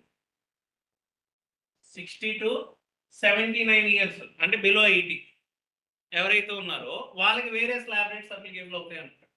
వాళ్ళకి ఏంటంటే స్లాబ్ రేట్స్ అప్లికేబుల్ అవుతాయి అంటే ఇప్పుడు నేను చెప్తుందంతా ఏ స్లాబ్ రేట్స్ అండి? ఓల్డ్ ట్యాక్స్ రిజిమా, న్యూ ట్యాక్స్ రిజిమా? ఓల్డ్ ట్యాక్స్ రిజిమ్, ఓకేనా? న్యూ ట్యాక్స్ రిజిమ్ ఈ స్లాబ్ రేట్స్ కాదు, దానికి వేరే రేట్స్ ఉంది. Okay, so resident individual age 60 to 79 years అయితే అప్ టు 3 lakhs వరకు ఒక్క రూపాయి కూడా వాడు కట్టక్కర్లేదు. 3 లక్షల వరకు వాడు ఒక రూపాయి కూడా కట్టక్కర్లేదు. ఓకేనా? అదే వాడి ఇన్కమ్ 3 lakhs to 5 lakhs అన్నాడు అనుకోండి, దాని మీద 5%, 5 lakhs to 10 lakhs అన్నాడు అనుకోండి, దాని మీద 20%, అండ్ అబౌవ్ 10 lakhs గానీ అన్నాడు అంటే దాని మీద 30% ప్లస్ 4% ఏమంట. ఇండియాలో మరి 80 years దాటిన ఎవరు లేరా? అమితాబ్ 80+ ఉన్నారా లేదా? ఆయన ఇంకా ఇంకా అడ్వర్టైజ్మెంట్లు చేస్తున్నారు, సినిమాలు తీస్తున్నారు, ఎర్న్ చేస్తున్నారో చేయట్లేదా? చేస్తున్నారు. మరి అలాంటి వాళ్ళకి, సో వాళ్ళకి రెసిడెంట్ ఇండివిజువల్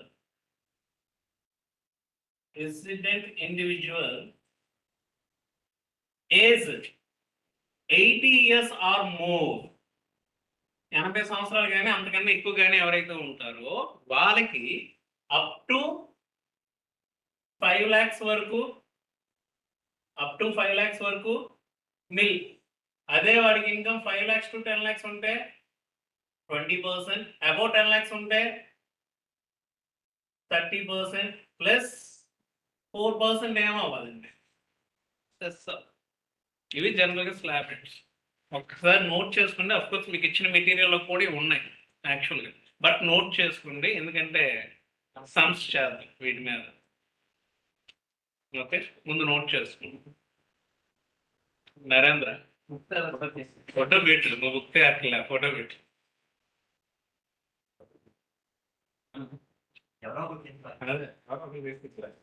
ముందు బ్యాచ్కి ఏంటంటే అమ్మాయి దుర్గా గారిని తీసుకెళ్తే ఈ బ్యాచ్ నెక్స్ట్ బ్యాచ్ ఎవరు వస్తారు?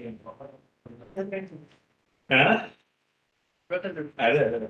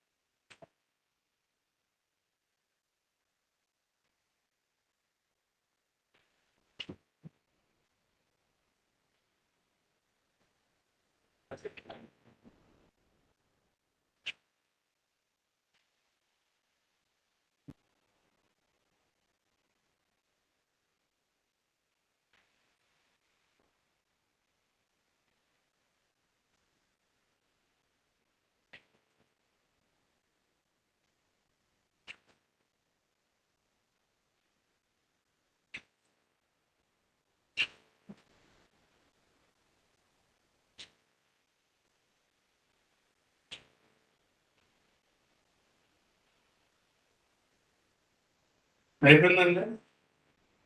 నోట్ చేస్తారా?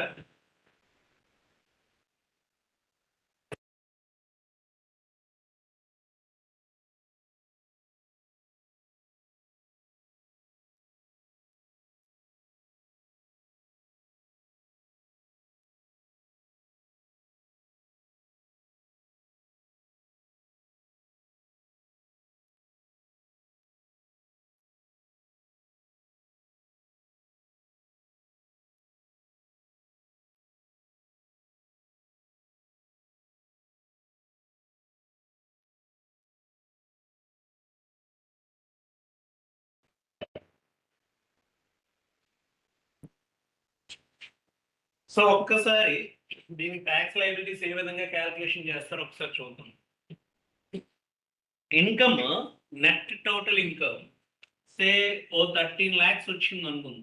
నెట్ టోటల్ ఇన్కమ్ ఎంత అంటే 13 lakhs, which is taxable under slab rates. అంటే ఫ్లాట్ రేట్ లో కాకుండా స్లాబ్ రేట్స్ లో ట్యాక్సిబుల్ అయ్యే ఇన్కమ్ నాకు ఎంత వచ్చింది అంటే 13 lakhs వచ్చింది అనుకుంది. సో ఇప్పుడు ఈ 13 lakhs కి నేను ట్యాక్స్ లైబిలిటీ క్యాల్కులేషన్ చేయాలి అంటే ఏ విధంగా చేస్తాను?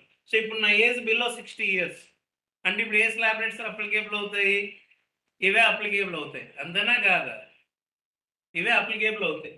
నా ఇప్పుడు ఈ స్లాబ్స్ లో ఇక్కడ ఏ స్లాబ్ లో నాకు ఈ అమౌంట్ ఉందండి? 2.5 lakhs to 5 lakhs లో ఉందా? 5 lakhs to 10 lakhs లో ఉందా? అబౌట్ 10 lakhs లో ఉందా? అబౌట్ 10 lakhs లో ఉంది. సో అబౌట్ 10 lakhs దాటి నేను ఇక్కడ ఎంత ఎర్న్ చేస్తాను? 13 lakhs అండి. 10 lakhs దాటి నేను ఎంత ఎర్న్ చేస్తాను? 3 lakhs ఎర్న్ చేసా. సో ఆ 3 lakhs మీద ఎంత పర్సెంటేజ్ ఏమంటున్నాడు? 30% ఏమంటున్నాడు. సో 3 lakhs మీద 30% నథింగ్ బట్ 90,000. 3 lakhs మీద 30% అంటే 90,000. అబౌట్ 10 lakhs కట్టేసాను. మరి బిలో 10 lakhs కట్టాలా కట్టక్కర్లేదా? కట్టాలి. సో బిలో 10 lakhs అంటే నెక్స్ట్ స్లాబ్ ఏది ఉంది? 5 lakhs to 10 lakhs. సో ఇప్పుడు ఈ రెండింటికి డిఫరెన్స్ అమౌంట్ ఎంత? 5 lakhs కి 10 lakhs కి అప్పర్ లిమిట్ ఇది, లోవర్ లిమిట్ ఇది. ఈ రెండింటికి డిఫరెన్స్ ఎంత? 5 lakhs. సో 5 lakhs మీద ఎంత పర్సెంటేజ్ వేస్తాను? 20% వేస్తా. 5 lakhs మీద 20% nothing but 1 lakh. Above 5 lakhs కట్టేసాను. బిలో 5 lakhs కట్టాలా కట్టాలి? కట్టాలి. బిలో 5 lakhs అంటే నెక్స్ట్ 5 lakhs కి 2.5 lakhs కి డిఫరెన్స్ ఎంత అంటే 2.5 lakhs. 2.5 lakhs మీద ఎంత పర్సెంటేజ్ వేయాలి? 5% వేయాలి. 2.5 lakhs మీద 5% అంటే 12,500.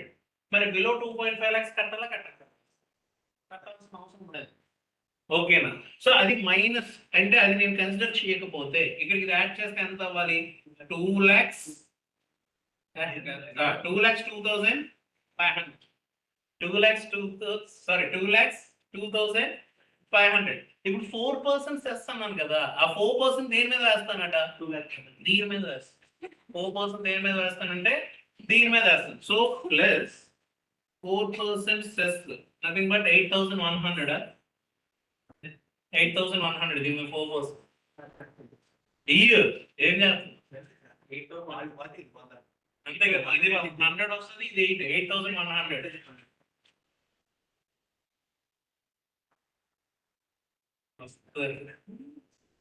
సో 8,100 యాడ్ చేస్తే 2,10,000. అంటే వాడు ఒక 13 lakhs సంపాదిస్తే అందులో గవర్నమెంట్ కి ఎంత కట్టాలి? వాడు జస్ట్ 2,10,000 కడితే చాలు, అందుకని ఎక్కువ కట్టక. చెప్పండి, మీరు ఏదో చెప్పాలనుకుంటున్నారు. నేను ఓల్డ్ ట్యాక్స్ రిజిమ్ లో క్యాలిక్యులేషన్ చేశాను. న్యూ ట్యాక్స్ రిజిమ్ అయితే ఇంత పడదు, అది నేను చెప్తాను. Okay, so as of now old tax regime ప్రకారం అయితే ఎంత కట్టాలి? నేను ఆ 13 lakhs కి 2,10,000 కడితే చాలు, అంతకన్నా ఎక్కువ కట్టక్కలే. అంటే ఆన్ యావరేజ్ నెలకు ఒక 19,000, అంతకన్నా ఎక్కువ కట్టక్కలే, ఎక్కువ కట్టాలి. ఓకేనండి. సో అర్థమైంది. ఒక్కసారి చూడండి, నాకు ఇక్కడ ఇన్కమ్ ఎంత వచ్చింది? 13 lakhs. 10 lakhs దాటి ఎంత ఉంది అంటే 3 lakhs ఉంది. 3 lakhs మీద నేను ఎంత పర్సెంటేజ్ వేసాను? 30% వేసాను. 3 lakhs మీద 30% అంటే ఎంత అవ్వాలి? 90,000 అవ్వాలి. సో అబౌట్ 10 lakhs కట్టేసాను. బిలో 10 lakhs అంటే ఇది 5 lakhs to 10 lakhs. రెండింటికి డిఫరెన్స్ ఎంత? 5 lakhs. ఆ 5 lakhs మీద ఎంత పర్సెంటేజ్ వేసాను? 20% వేసాను. సో 5 lakhs మీద 20% అంటే 1 lakh. సో అబౌవ్ 5 lakhs కట్టేసాను. నెక్స్ట్ కట్టాల్సింది బిలో 5 lakhs. సో అగైన్ మళ్ళీ ఇప్పుడు ఈ రెండింటికి డిఫరెన్స్ ఎంత? 2.5 lakhs. దాని మీద ఎంత పర్సెంటేజ్? 5%. 2.5 lakhs మీద 5% వేస్తే 12,500. సో ఇక్కడికి ఈ మూడు అమౌంట్లు యాడ్ చేస్తే నాకు ఎంత వచ్చింది? 2,02,000. బిలో 2.5 lakhs నీళ్ళు అన్నాడు కాబట్టి నేను కట్టక్కర్లేదు. సో ఇప్పుడు ఈ 2,02,000 మీద 4% సెస్ వేస్తే ఎంత వచ్చింది? 8,100. సో యాడ్ చేస్తే 2,10,600. క్లియరా? మిగతా రెండు ట్రై చేస్తారా చెప్పమంటారా? ట్రై చేయండి, నేను మళ్ళీ చెప్తాను. సో ఇవే ప్రాసెస్ లో 60 to 79 కి అబౌవ్ 80 కి ఇదే అమౌంట్ ఒకసారి ట్రై చేయండి. వీలైతే రేపటి నుంచి క్యాల్కులేటర్ ఒక 2 రోజులు తెచ్చుకోండి ఇంటి దగ్గర ఉంటే, లేదంటే మొబైల్స్ లో అయినా క్యాల్కులేటర్ వాడుకోండి, ప్రాబ్లం లేదు. ఓకే, ఆన్లైన్ లో ఉన్న వాళ్ళకి ఇది ఓకేనండి? అర్థమైందా? మళ్ళీ చెప్పాలా? కెమెరా అటువైపు కొంచెం తిప్పరా, కనబడట్లేదు. ఇప్పుడు ఓకేనా సార్? సార్ ఓకేనా? Okay okay sir. ఓకే.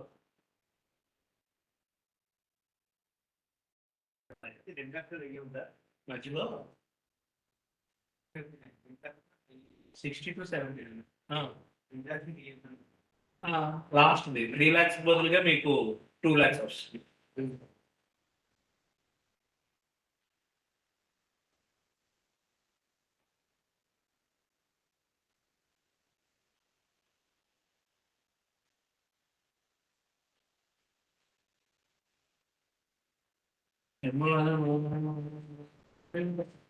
నాకు తెలిసి రెండో దానికి ఆన్సర్ 2,08,000 2,08,000 2,08,000 వస్తుంది. ఎగ్జాక్ట్ ఎంత వస్తుంది కాదు 100 వస్తుంది. 2,08,000 వస్తుంది రెండో దానికి ఆన్సర్ నాకు తెలిసి. అంతేనా 2,600 పోతుందండి. ఆ 12,000 ఐ మీన్ 2,500 మీద 5%. అంతే రెండో దానికి నాకు తెలిసిన ఆన్సర్ 2,08,000 రావాలి. అంత వస్తుంది. అదే 2,08,000. నేను నీకెంత ఇచ్చాను? 2 lakhs ఇచ్చాను. ఆగు నేను వస్తాను. సరే సింపుల్ లాజిక్ అప్ప 2,500 పోతుంది. దాని మీద 4% అంటే ఒక 100. సో 2,600 అందులో పోతుంది అంతే. 2,800.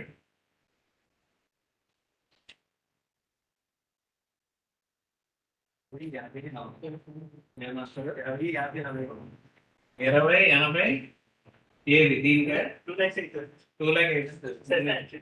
అదే నేను నోట్స్ చెప్తాను. స్టూడెంట్ అంటే ఎలా ఉంది? నోట్ చేసిన గమలాగా ఉంది. నోట్ చేసిన నాయకులాగా ఉంది.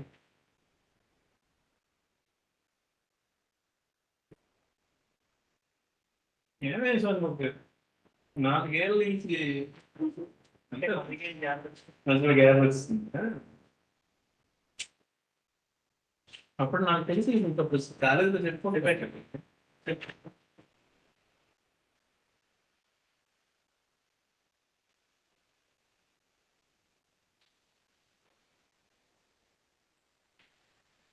మీకు టాలెంట్ చెప్తున్నాను.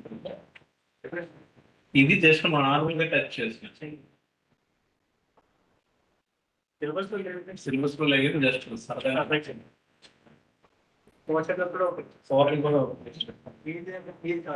నేనే అది లాగిన వేరే వాళ్ళు దాంట్లో లాగిన చెప్పింది నేనే కజిన్.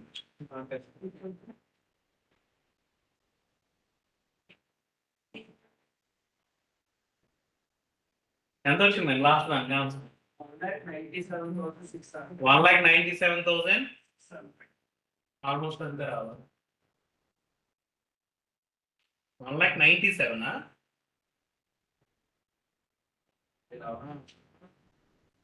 అంతే. లాస్ట్ రాదు. 1,90,000 అదే సార్ 1,90,000 4% వస్తుంది అంతే. అంతే సరిపోయింది.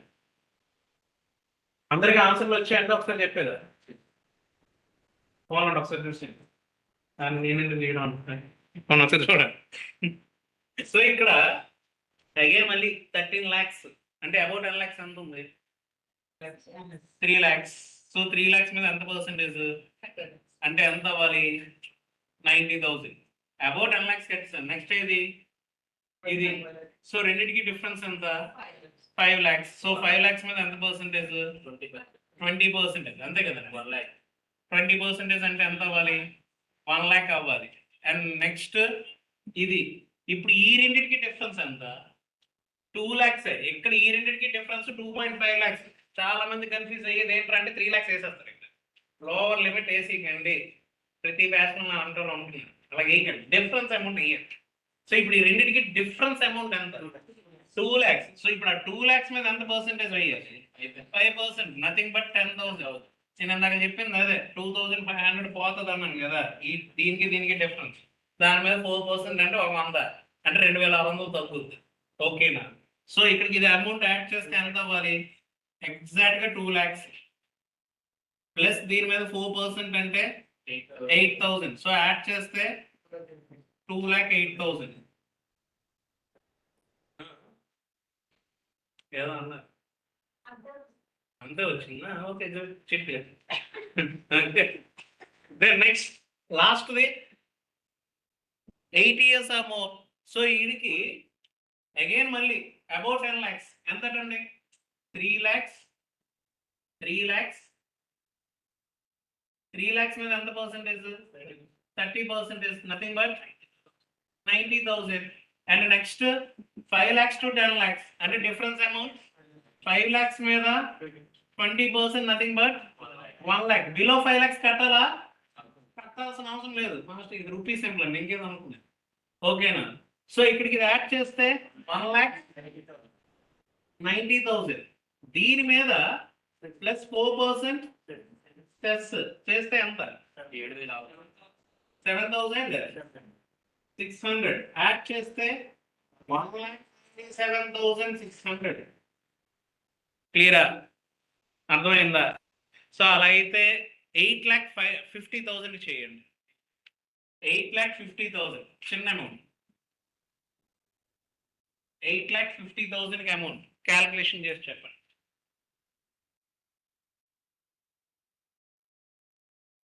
ఆన్లైన్లో ఉన్న వాళ్ళకి ఓకేనా అండి ఇది?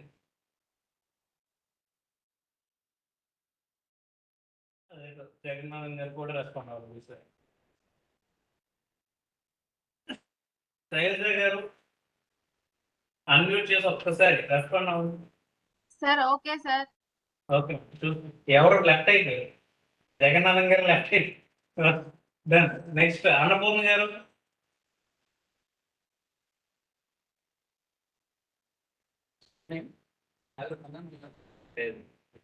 అన్నపూర్ణ గారు నరేంద్ర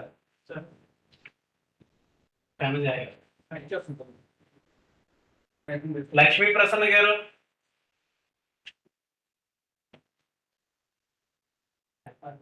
సార్ ఓకే సార్. ఓకేనండి, థ్యాంక్స్ అండి. శ్రీను గారు. Sir okay sir. Okay. Raj Gopal గారు. Okay sir. ఓకే. అన్నపూర్ణ గారు అట్లే రెస్పాండ్ అవుతారు. అట్లా అట్లా అటువంటి విడిచిపెట్టినట్టున్నారా? అదే అదే ఏమంటే అన్నపూర్ణ గారు అన్మ్యూట్ చేయండి ఒక్కసారి.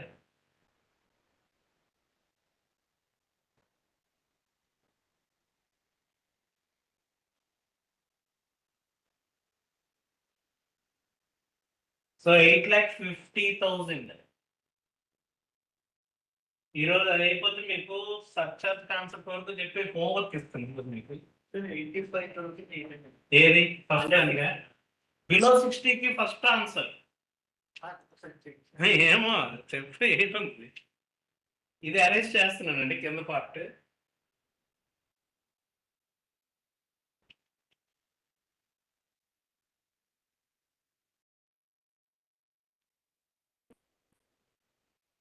ఆన్సర్ 1 ఎంత?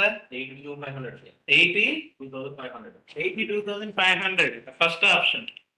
షణ్ముఖ్ నీదంతా వచ్చింది 82,500 ఫస్ట్ ఆప్షన్. సెకండ్ ఆప్షన్ 85,500 అంటే 80,000 కాదు. మీరు ఎంత చెప్పారు? 82,500. మీరు 82,500 చెప్పారా? నేను అదే చెప్తున్నానండి. దీనికి మీరు రెండోది ఎంత చెప్పేస్తుంది. మనోడు చెప్పిన ఆన్సర్ చెప్తున్నాను. 800. రెండో option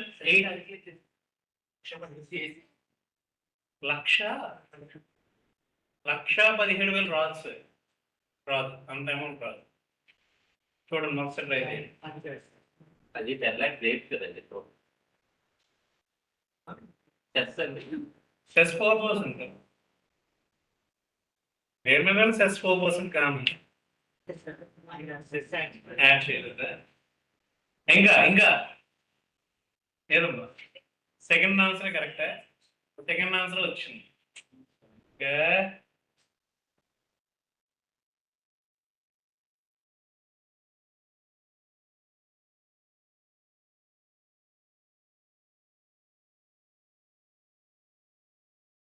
first row madam, serious calculator కూడా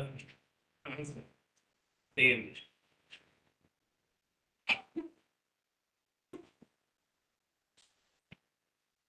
అంటే 85,100. 85,800 800.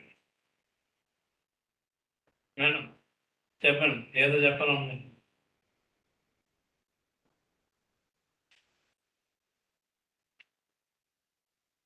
మీ పిల్లలు బుక్ తెలుస్తారు కదండి మేడం, మీ పిల్లల బుక్కే కదండి అబ్బాయి అట్టేసుకున్నంటున్నా.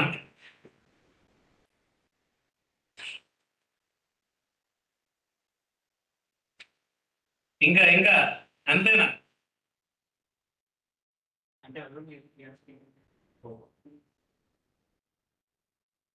వేదవత పేరు ఏంటంటే వేదవత, సేమ్ సెకండ్ ఆప్షన్. ఓకే, జై ఆన్సర్. ఏది రాలేదా? ఏది వచ్చింది నీకు వచ్చిన ఆన్సర్ చెప్పు. ఫోన్ చెప్పు. మీకు వచ్చింది సార్. ఎంత వచ్చింది? 2 lakhs. మీరు డిఫరెన్స్ అంటారు కదా, అది 3,50,000 అక్కడ కన్ఫ్యూజ్ అవుతున్నాను, అందుకే నేను ఆ అమౌంట్ ఇచ్చాను. సార్ చెప్పండి. ఎవరన్నా స్మూత్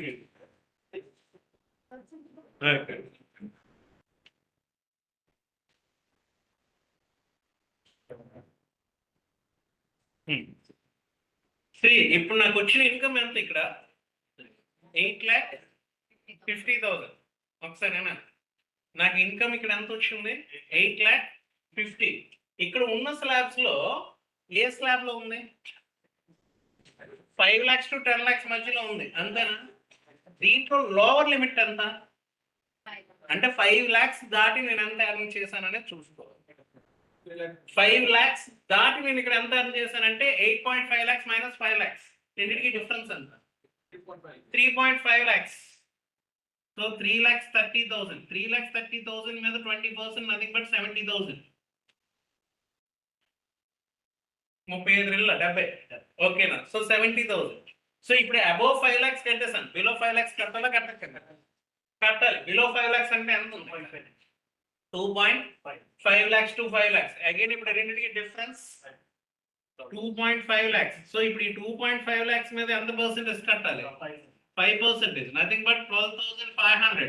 ఇక్కడికి ఇది యాడ్ చేస్తే 82,500 ప్లస్ దీని మీద నేను 4% వేస్తే 3,300 యాడ్ చేస్తే 85,800. అది నేను కట్టాల్సిన ట్యాక్స్. ఓకేనా? గుర్తయితరా? అర్థమైందా? సో ఇప్పుడు మీద రెండింటికి కూడా చేసి చెప్పండి. 83,200. నెక్స్ట్ 72,800 కూడా అయిపోవచ్చు. అవే ఆన్సర్లు రావాలి.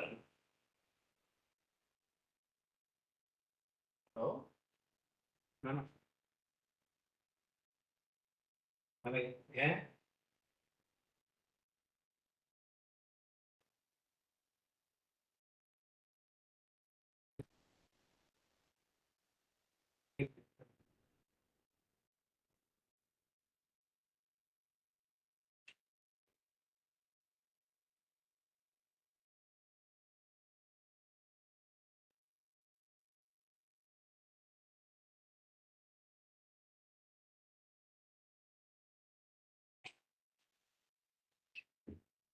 గ్రూప్లో అందరూ ఉన్నారు కదండి, ఎవరైనా లేరు అంటే చెప్పండి, గ్రూప్లో యాడ్ చేస్తే. గ్రూప్ అంటే డ్వాక్రా గ్రూప్ కాదండి, దిక్సూచి గ్రూప్. ఏ డ్వాక్రా గ్రూప్ అన్నాను ఇదా? 83,200 అంతే. థర్డ్ వన్ 70,800 రావాలి.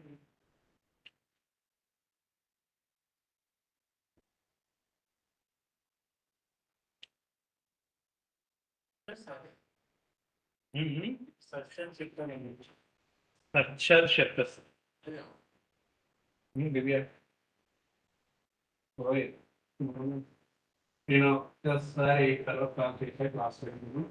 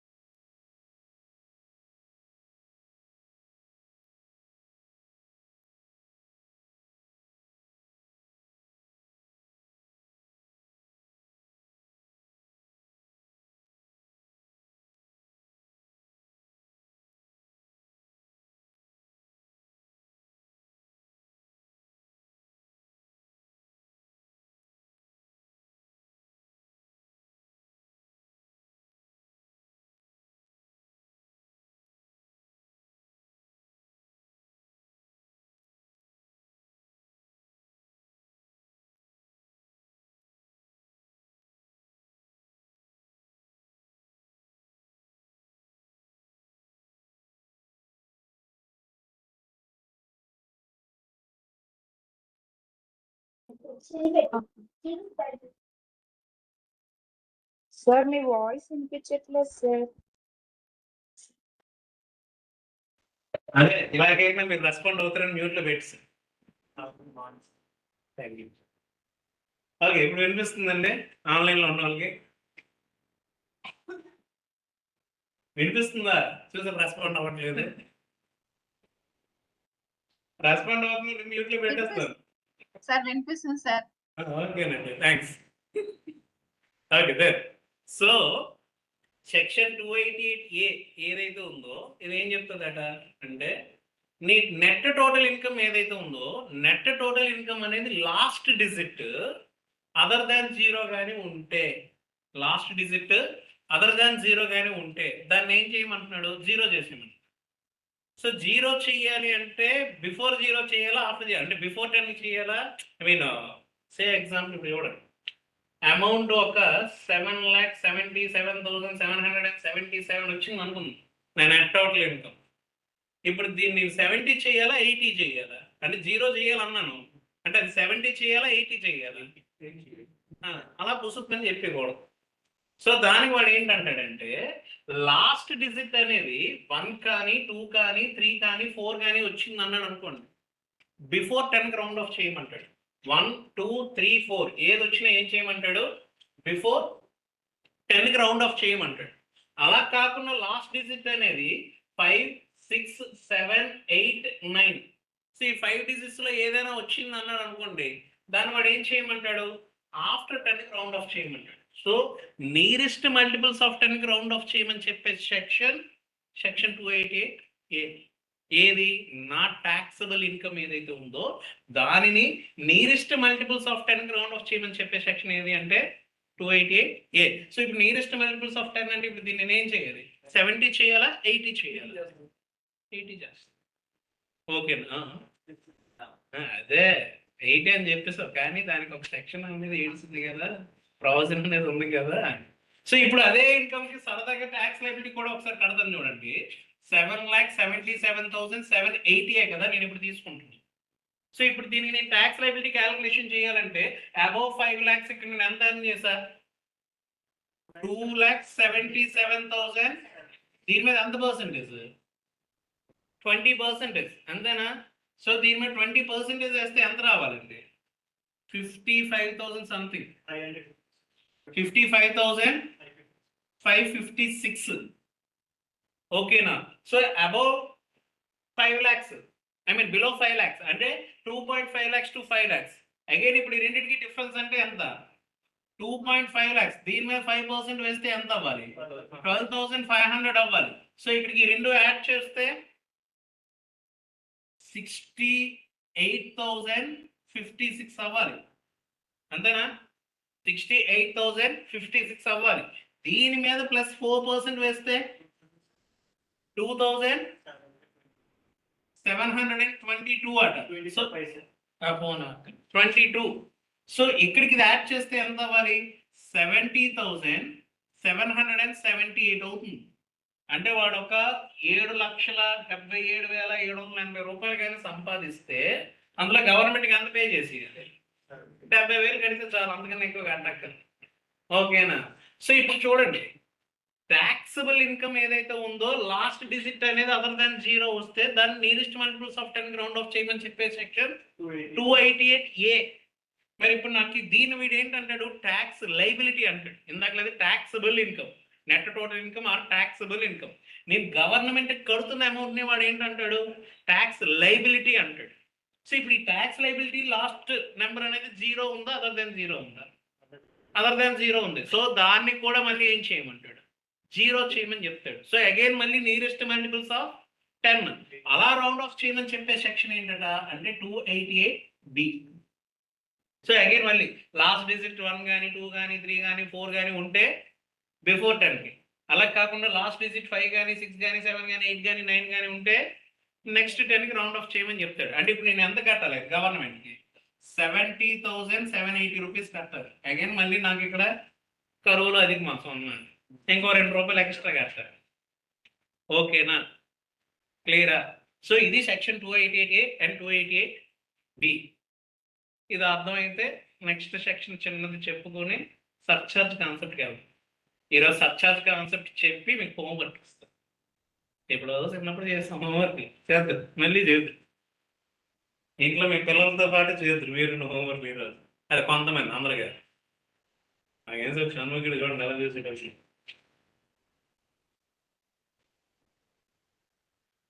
మీ పక్కకి చిన్నపిల్లలతో చేయరాదు.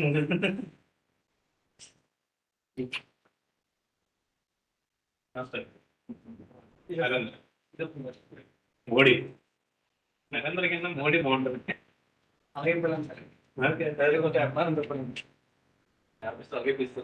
మోడీ అనే పిలుస్తారా?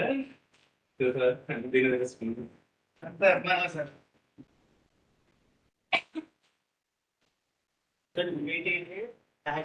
ట్యాక్సబుల్ ఇన్కమ్ ని రౌండ్ ఆఫ్ చేయండి. ఇది ట్యాక్స్ లైబిలిటీ. అండ్ ఒక్కసారి ఇంకొక చిన్న పాయింట్ చూడండి, ఇక్కడ అప్ టు 2.5 lakhs వరకు నిల్ అన్నాం, ఈ కేసులో అప్ టు 3 lakhs వరకు నిల్ అన్నాం, అండ్ ఇక్కడ అప్ టు 5 lakhs. ఈ 3 లిమిట్స్ ని వాడు ఏంటంటాడంటే బేసిక్ ఎగ్జంప్షన్ లిమిట్స్ అంటాడు. బేసిక్ ఎగ్జంప్షన్ లిమిట్స్ అంటాడు. అంటే బేసిక్ గా వాడికి ఎగ్జంప్షన్, అంతవరకు ట్యాక్స్ కట్టక్కర్లేదు వాడు. ఓకేనా? పాదయాత్ర అంటే పాదాలపై చేసే యాత్ర అన్నట్టుగా బేసిక్ ఎగ్జంప్షన్ అది ఇచ్చే లిమిట్స్ అన్నమాట. ఓకేనా?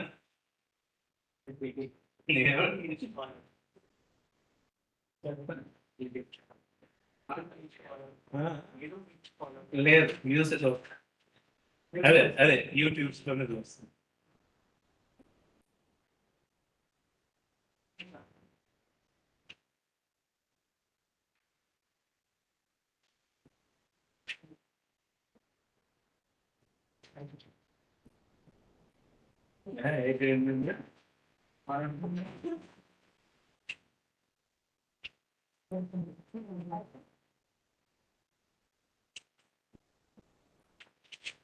Taxable income or net total income. 288A. Tax liability. Nearest multiple round of change in the section. 288B.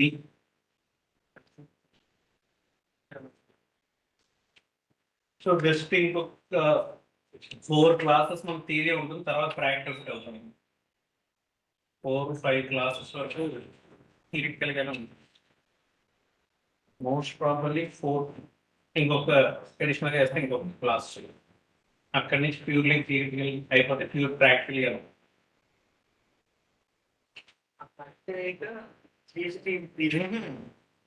ఇక్కడికి ఇది అయ్యాక అంటే కంటిన్యూస్ గా నా టెస్ట్ వస్తే మీకు బోర్ పడుతుంది అంటే లేదా పక్క ఇప్పుడు నువ్వు క్యారెట్ సెక్షన్ రావాలి కదా మీన్స్ ఇక్కడ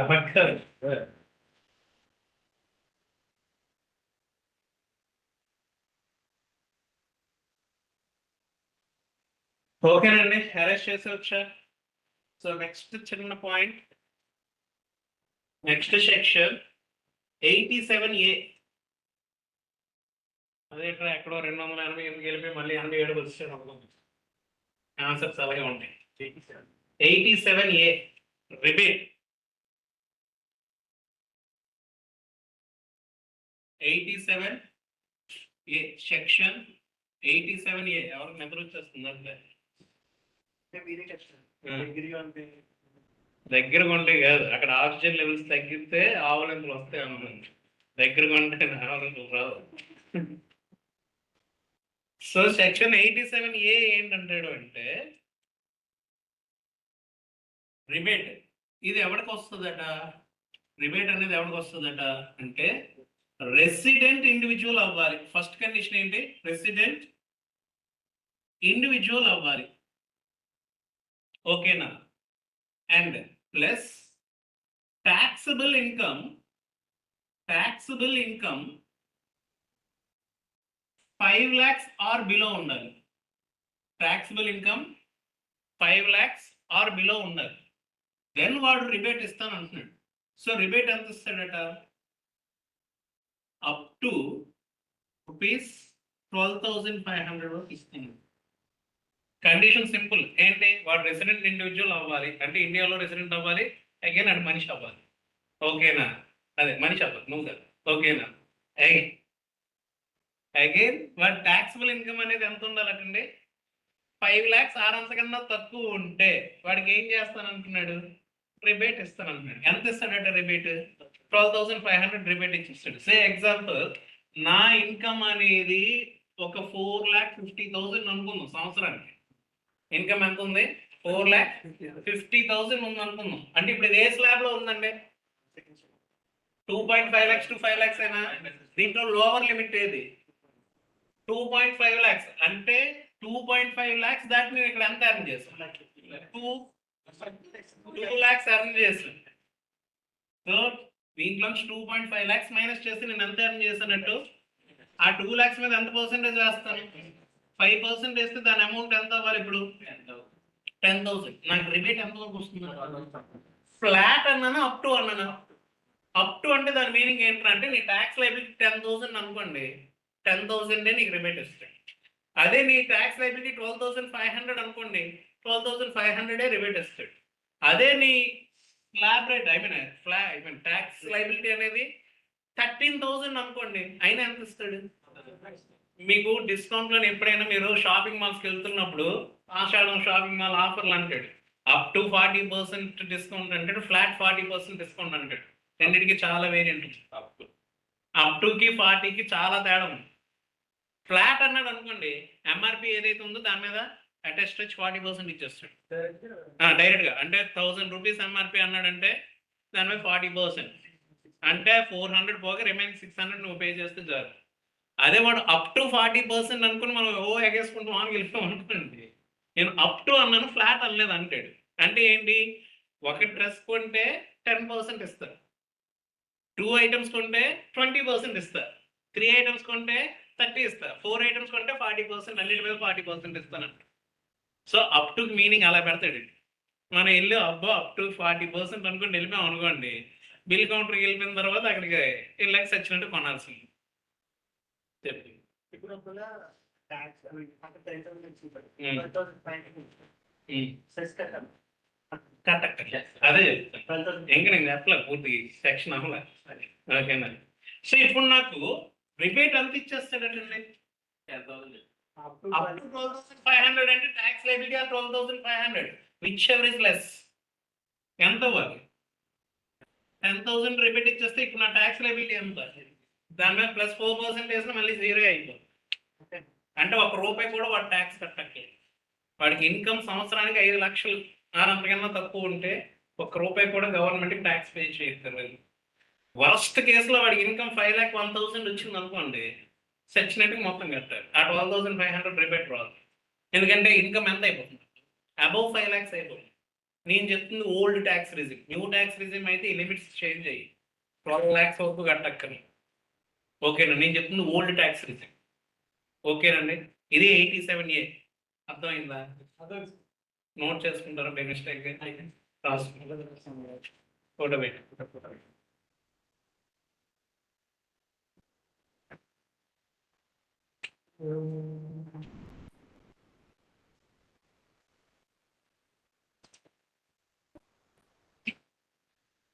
ఈరోజు ఇంకొక 5 minutes ఎక్స్ట్రాగా టైం కేటాయిస్తారా?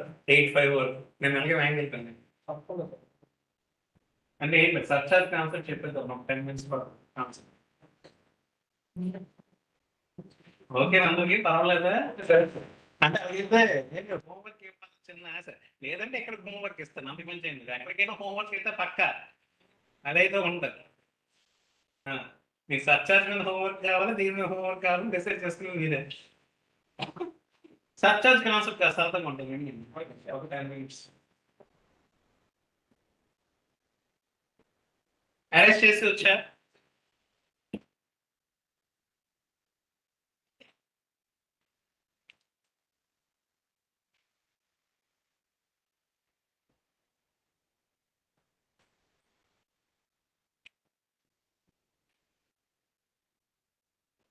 మీకు సర్చార్జ్ మీద అయితే తక్కువ హోంవర్క్ ఇస్తాను, అదే వీటి మీద అయితే ఎక్కువ హోంవర్క్ ఇస్తాను. ఏ ఆప్షన్ కావాలి?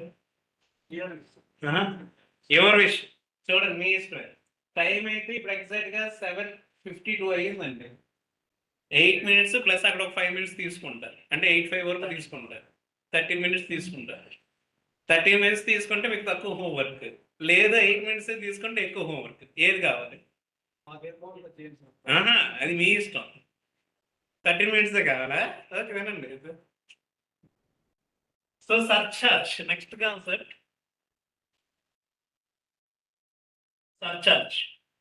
సర్చార్జ్ అనేది ఏంటంట? Tax on tax. ట్యాక్స్ మీద మళ్ళీ ట్యాక్స్ వేస్తాడు. ఇప్పుడు సెస్ అనేది ఏం చేశాను, ట్యాక్స్ మీద కదా క్యాల్కులేషన్ చేశాను. సర్చార్జ్ కూడా బిఫోర్ యాడింగ్ సెస్ అడిషనల్ గా మళ్ళీ ట్యాక్స్ లైబిలిటీని పెంచమంటాడు ఒక పర్సంటేజ్ వేసి. సో అది ఎవరికి వేస్తాడట అంటే, మీ నెట్ టోటల్ ఇన్కమ్ ఏదైతే ఉందో ఆ నెట్ టోటల్ ఇన్కమ్ అనేది అప్ టు 50 lakhs అన్నాడు అనుకోండి, సర్చార్జ్ రేట్ నిల్. ₹1 కూడా నీకు సర్చార్జ్ అనేది అప్లికేబుల్ కాదు.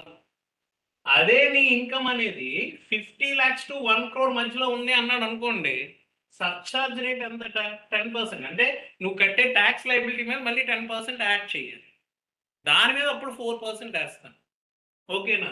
అదే నీ ఇన్కమ్ అనేది 1 crore నుంచి 2 crores ఉన్నది అనుకోండి, 15%. 2 crores నుంచి 5 crores మధ్యలో ఉంటే 25%, అండ్ అబోవ్ 5 crores ఉంటే 37%. ఇవి సర్చార్జ్ రేట్స్. ఓకేనా? సో సరదాగా ఒక అమౌంట్ తీసుకుంటుంది, 60 lakhs ఉందనుకుంది. 60 lakhs ఈ 60 lakhs కి నేను ఇప్పుడు surcharge calculation, I mean tax liability calculation చేయాలి అంటే, ఇప్పుడు నాకు ఇది ఏ స్లాబ్ లో ఉంది? ఇక్కడ అబౌట్ అన్నా కాదా? 10 lakhs దాటి నేను ఎంత ఎర్న్ చేశాను? 50 lakhs ఎర్న్ చేశాను కదా. ఆ 50 lakhs మీద ఎంత పర్సెంటేజ్ వేస్తాను? 50 lakhs మీద 30% అంటే 15 lakhs. అబౌట్ 10 lakhs కట్టేశాను. బిలో 10 lakhs అంటే ఇది 5 lakhs to ఇది 5 lakhs to 10 lakhs. రెండింటికి డిఫరెన్స్ ఎంత? 5 lakhs. సో ఆ 5 lakhs మీద ఎంత పర్సెంటేజ్?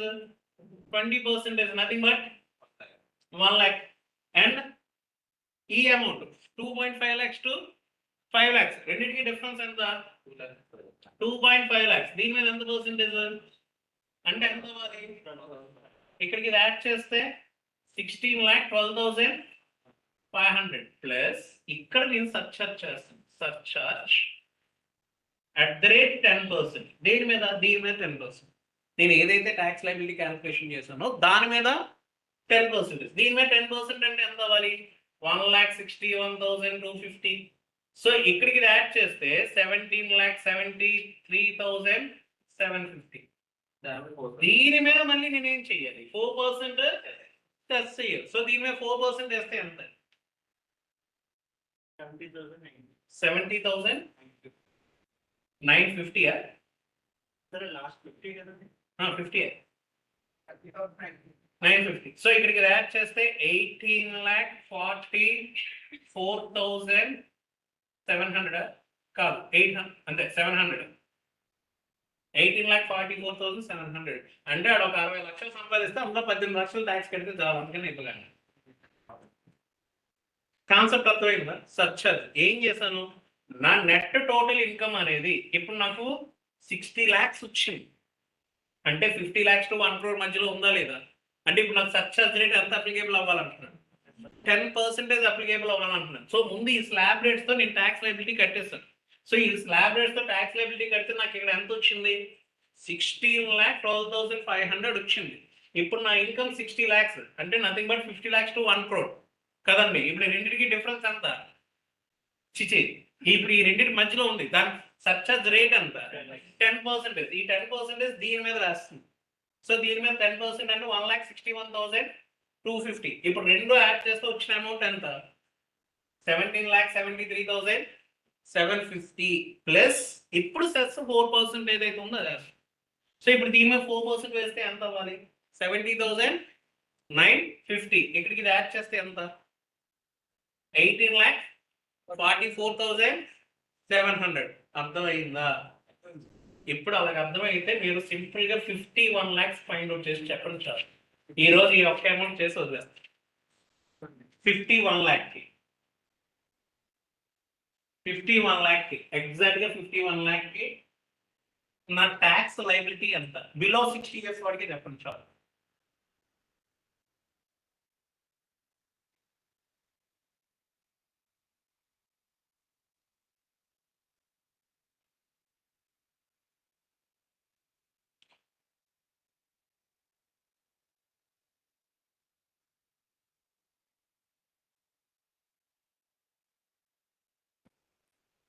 అదే అదే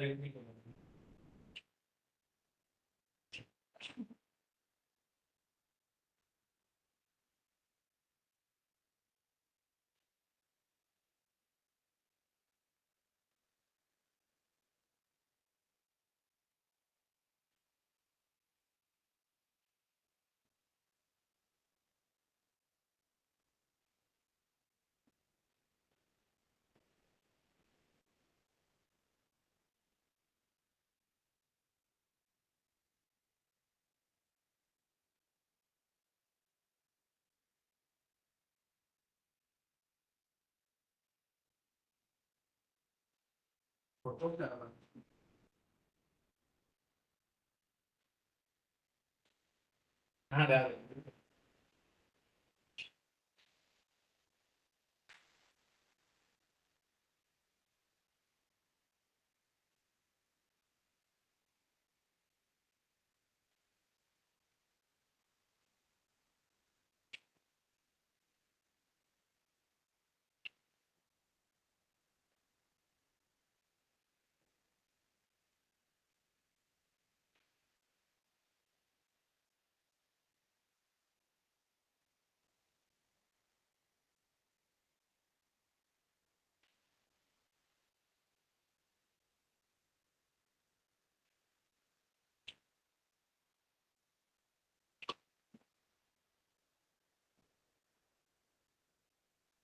అయిపోయిందండి. ఎంతసేపు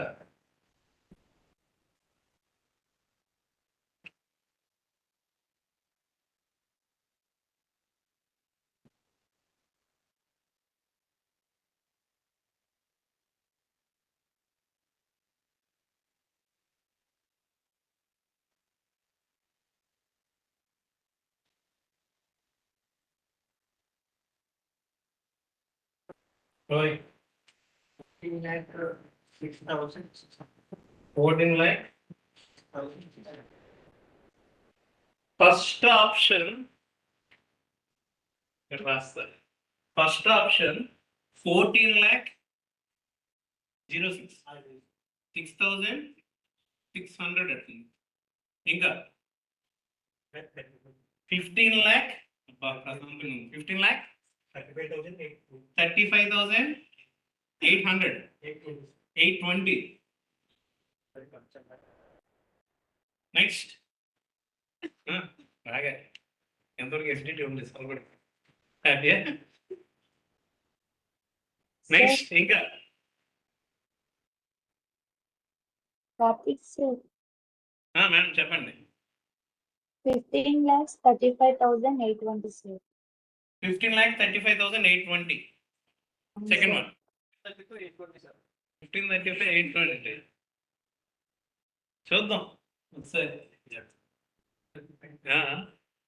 అందరూ ముక్త కంఠంతో అదే చెప్తున్నారు. ఆప్షన్ దేనికైనా బెస్ట్ నా సెకండ్ ఆప్షన్ వస్తుందమ్మా. పోను ఆప్షన్ నన్ను అని కూడా ఒకటి పెడతాను నేను, నా ఆప్షన్ అనుకున్నాను. ఆప్షన్ ఒకటి ఇచ్చాను. మల్టిపుల్ చాయిస్ క్వశ్చన్ ఉండవా ఏమండి? ఇప్పుడు ఎంసీక్యూలో నన్ను అన్న ఆప్షన్ చూడలేదా? ఏమో రావచ్చేమో, ఆప్షన్ కూడా రావచ్చేమో, హూ నోస్. ఓకే ఒకసారి చెక్ చేద్దామా? ఓకే సో ఎంత అండి నేను అన్నాను అక్కడ 51 lakhs అన్నాను. సో అబౌట్ 10 lakhs నేను ఎంత ఎర్న్ చేశాను? 41 lakhs. ఎంతనా? 41 lakhs మీద 30%, నథింగ్ బట్ 12,30,000. అందరికీ బాగా గుర్తుంటుంది. Again next 5 lakhs to 10 lakhs, రెండింటికి డిఫరెన్స్ ఎంత? 5 lakhs. దాని మీద 20% అంటే ఎంత అవ్వాలి? 1 lakh. ఇది బాగానే వచ్చేసింది. Next 2.5 lakhs to 5 lakhs, difference ఎంత? దీని మీద 5% అంటే 12,500. ఇక్కడ వరకు అందరూ బాగా చేసుకుంటారు. ఇవన్నీ యాడ్ చేస్తే 13,42,000 ప్లస్ ప్లస్ 10% ఎంతండి? సర్చార్జ్ 10% వేస్తే 1,34,250. ఇక్కడికి యాడ్ చేస్తే 14,76,750. అందరికి ఇక్కడ వరకు వచ్చిందా? క్లియరా? ఏమైంది నీకేంటి?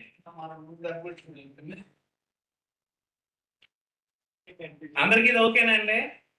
క్లియరేనా? కానీ ఇదే రా అదే రా ఎందుకు ఇప్పుడు చెప్తాను చూడండి. జనరల్గా ఇప్పుడు నాకు ఎగ్జాక్ట్ గా 50 lakhs వచ్చింది అనుకోండి, నేను ట్యాక్స్ సర్చార్జ్ అప్లికేబుల్ అవుతుందా అవదా? ఎగ్జాక్ట్ గా 50 lakhs వచ్చింది, సర్చార్జ్ అప్లికేబుల్ అవుతుందా అవదా? అప్లికేబుల్ కాదు. Up to 50. సో అప్లికేబుల్ అవుతుందా అవదా? అవ్వదు. కానీ ఇప్పుడు నాకు ఇన్కమ్ ఎంత వచ్చింది అంటే 50 lakhs దాటి నేను ఎంత ఎర్న్ చేశాను? ఆ 1 lakh ఎర్న్ చేయడం వల్లే కదా సర్చార్జ్ అనే కాన్సెప్ట్ ఇప్పుడు నాకు వచ్చింది. సో ఇప్పుడు నేను సర్చార్జ్ ఎంత కడతానండి? 1,34,000. మీ దాని ప్రకారం మళ్ళీ రాస్తాను చూడండి.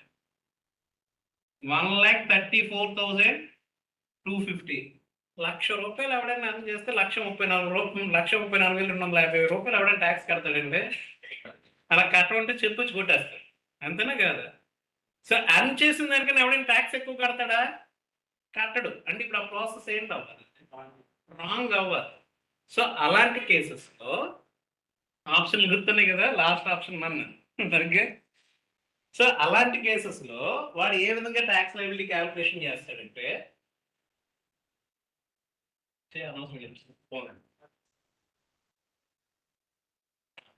ఇప్పుడు దీని వీడు ఏం చేస్తాడట? 50 lakhs ప్లస్ 1 lakh గా సాగ్రిగేట్ చేస్తాడు. 50 lakhs ప్లస్ 1 lakh గా సాగ్రిగేట్ చేస్తాడు. ముందు 50 lakhs మీద ట్యాక్స్ లయబిలిటీ క్యాలిక్యులేషన్ చేయండి. 50 lakhs అంటే ఇప్పుడు ఎంత అవ్వాలి? అబౌట్ 10 lakhs ఎంత ఉంది? 40 lakhs. 40 lakhs మీద 30% అంటే 12 lakhs, అంతేనా? అండ్ 5 lakhs మీద 20% 1 lakh.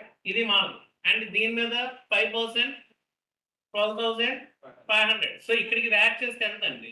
13,12,500. ఇక్కడ వరకు క్లియర్ కదా? ఇప్పుడు మరి సర్చార్జ్ కాన్సెప్ట్ ఏం చేయమంటాడు? ఏదైతే నువ్వు ఎర్న్ చేసావో ఎర్న్ చేసిన దాన్ని ట్యాక్స్ లయబిలిటీగా కట్టిరా అంటాడు. ఎక్కువ కట్టే బదులుగా నువ్వు ఏదైతే ఎర్న్ చేసావో అదే ట్యాక్స్ లయబిలిటీగా కట్టే, దానివల్ల నీకే బెనిఫిట్ కదా, అంతేనా కదా? సో ఇప్పుడు ఆ 1 lakh నేను ఇక్కడ కట్టడం వల్ల ఇప్పుడు నా ట్యాక్స్ లయబిలిటీ ఎంత అవుతుంది? 14,12,500. ఇప్పుడు ఇది బిఫోర్ యాడింగ్ చేస్తే, ఇది బిఫోర్ యాడింగ్ చేస్తే, అంతేనా కదా? ఇక్కడ నేను సెస్ యాడ్ చేయలేదు, ఇక్కడ సెస్ యాడ్ చేయలేదు. ఇప్పుడు ఈ రెండింటికి డిఫరెన్స్ అమౌంట్ ఎంత చూడండి. 64,250 వస్తుంది. 64,250 వస్తుంది. ఈ 64,250 వాడు ఏంటంటాడంటే మార్జినల్ రిలీఫ్ అంటాడు. దాని వాడు ఏంటంటాడంటే మార్జినల్ రిలీఫ్ అంటాడు. దాని వాడు ఏంటంటాడు మార్జినల్ రిలీఫ్ అంటాడు. ఆ మార్జినల్ రిలీఫ్ అంటే ఎలాగ రాలేదు చూడండి. ఇక్కడ 41 lakhs అన్నాను కదా, 1 lakh మీద 30%. అంటే అడిషనల్ గా నేను కట్టింది ఎంత? అక్కడ 12 lakhs వేస్తే ఇక్కడ 12 lakhs 30 వేసాను. అంటే అడిషనల్ గా ఇక్కడ కట్టింది ఎంత? 30,000 ప్లస్ ఇక్కడ ఒక 34,250. సో ఆ రెండు యాడ్ చేస్తే ఎంత వచ్చింది? ఆ 64,250 అదే. అర్థమైందా? సో ఇప్పుడు నేను సెస్ దీని మీద వేస్తా, దీని మీద మనం క్యాలిక్యులేషన్ చేయక్కర్లా. సో ప్లస్ దీని మీద ఎంత వేయాలి? 4% సెస్ అంటే వేస్తే ఎంత అవ్వాలి? దీని మీద 4%. 14,12,500. 56,500 యాడ్ చేస్తే 14,69,000. ఇది మీరు కట్టాల్సిన ట్యాక్స్ లేదు. So option 3 none of the above. ఓకేనండి, ఇదే కాన్సెప్ట్ ఈ రోజుకి. అండ్ సో ఇప్పుడు మీకు హోంవర్క్ అనేది ఇస్తారు. చెప్తా, మళ్ళీ చెప్తాను కాన్సెప్ట్. చెప్పండి.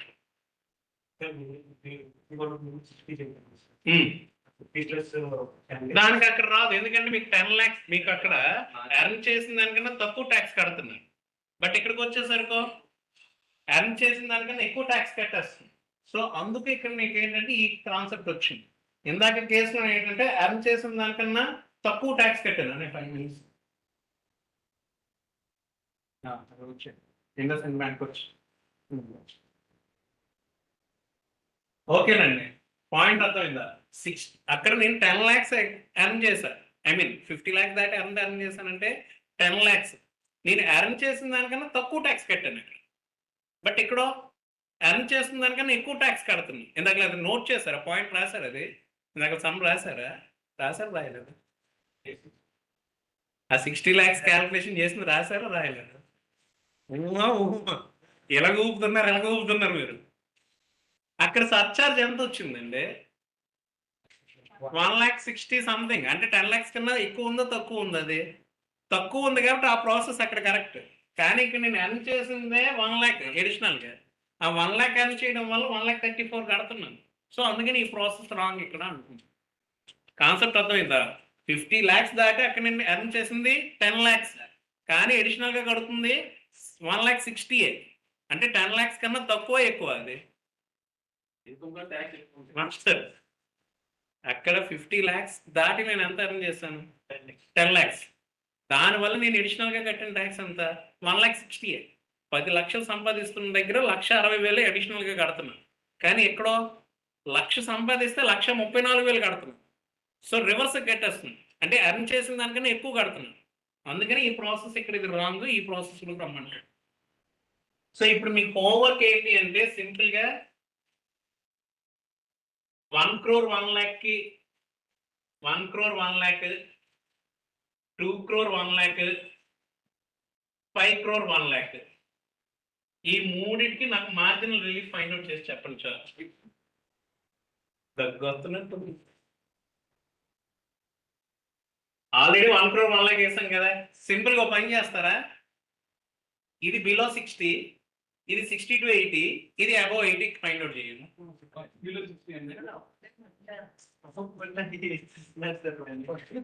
ఫస్ట్ బిలో 60 ఫైండ్ అవుట్ చేయండి. ఇది 60 to 79 years వాళ్ళకి ఫైండ్ అవుట్ చేయాలి. ఇది అబౌవ్ 80 years వాళ్ళకి ఫైండ్ అవుట్ చేసి చెప్పండి. లేదు మూడిట్లో అన్ని చేసేస్తారంటే ఇంకా హ్యాపీ, ప్రాక్టీస్ అవుతుంది. ఏముంది, పని చేయండి. ఎందుకు బాధ? షణ్ముఖ్ కోరిక మేరకు మూడిట్లోనే చేసేయండి.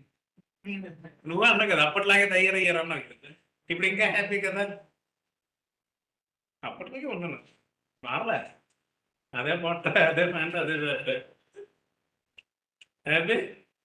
సో అయితే ఓకేనండి, అన్ని కేసులో చేసాను. ఈ మూడు బిలో 60, 60 to 80, అబౌవ్ 80, అంటే మొత్తం నాకు 9 ఆన్సర్స్ రావాలి. మీకు ఇంకా సరదాగా ఉంటే ఈ 51 lakh కూడా మిగతా 2 కేసెస్ లో చేసేస్తున్నా ఇంకా హ్యాపీ. అంటే మొత్తం 11 ఆన్సర్స్ వస్తాయి. చెయ్యండి, డేట్ ఉంది, 24 గంటల టైం ఉంది కదా, పోనీ 22 గంటల టైం ఉంది కదా, చెయ్యండి. ఓకే, సో మొత్తం నాకు 11 ఆన్సర్స్ కావాలి.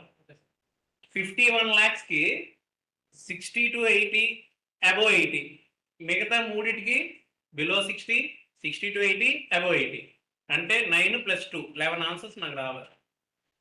ఓకే, సరదాగా చేసుకుని రేపు వచ్చింది. రేపు రిమైనింగ్ క్లాస్ స్టార్ట్ చేయాలి. రేపు ఈ కాన్సెప్ట్ అయిపోతే మ్యాక్సిమం మోస్ట్ ఆఫ్ ది కేసులో టీడీఎస్ కాన్సెప్ట్ స్టార్ట్ చేసేస్తాను. ఓకేనా? సో వెళ్ళచ్చు, చెప్పండి. టీడీఎస్ అనేది ఒక 2 days అయిపోతే దాని ప్రాక్టికల్స్ చెప్తాం. టీడీఎస్ ప్రాక్టికల్స్ ముందు అవుతాయి, తర్వాత ఇన్కమ్ ట్యాక్స్ రిమైనింగ్ పార్ట్ చెప్పుకొని అప్పుడు ఇన్కమ్ ట్యాక్స్ ప్రాక్టికల్స్ చేయాలి. ఓకేనండి? సరే, ఎవరికైనా ఏమైనా డౌట్స్ ఉన్నాయా? ఎంత చెప్పే డౌట్ ఎవరిగా ఉన్నా వెళ్ళిపోతారు సైలెంట్. Okay then bye. ఆన్లైన్లో ఉన్న వాళ్ళకండి ఏమైనా డౌట్స్ ఉన్నాయా? No, sir. ఓకే అండి.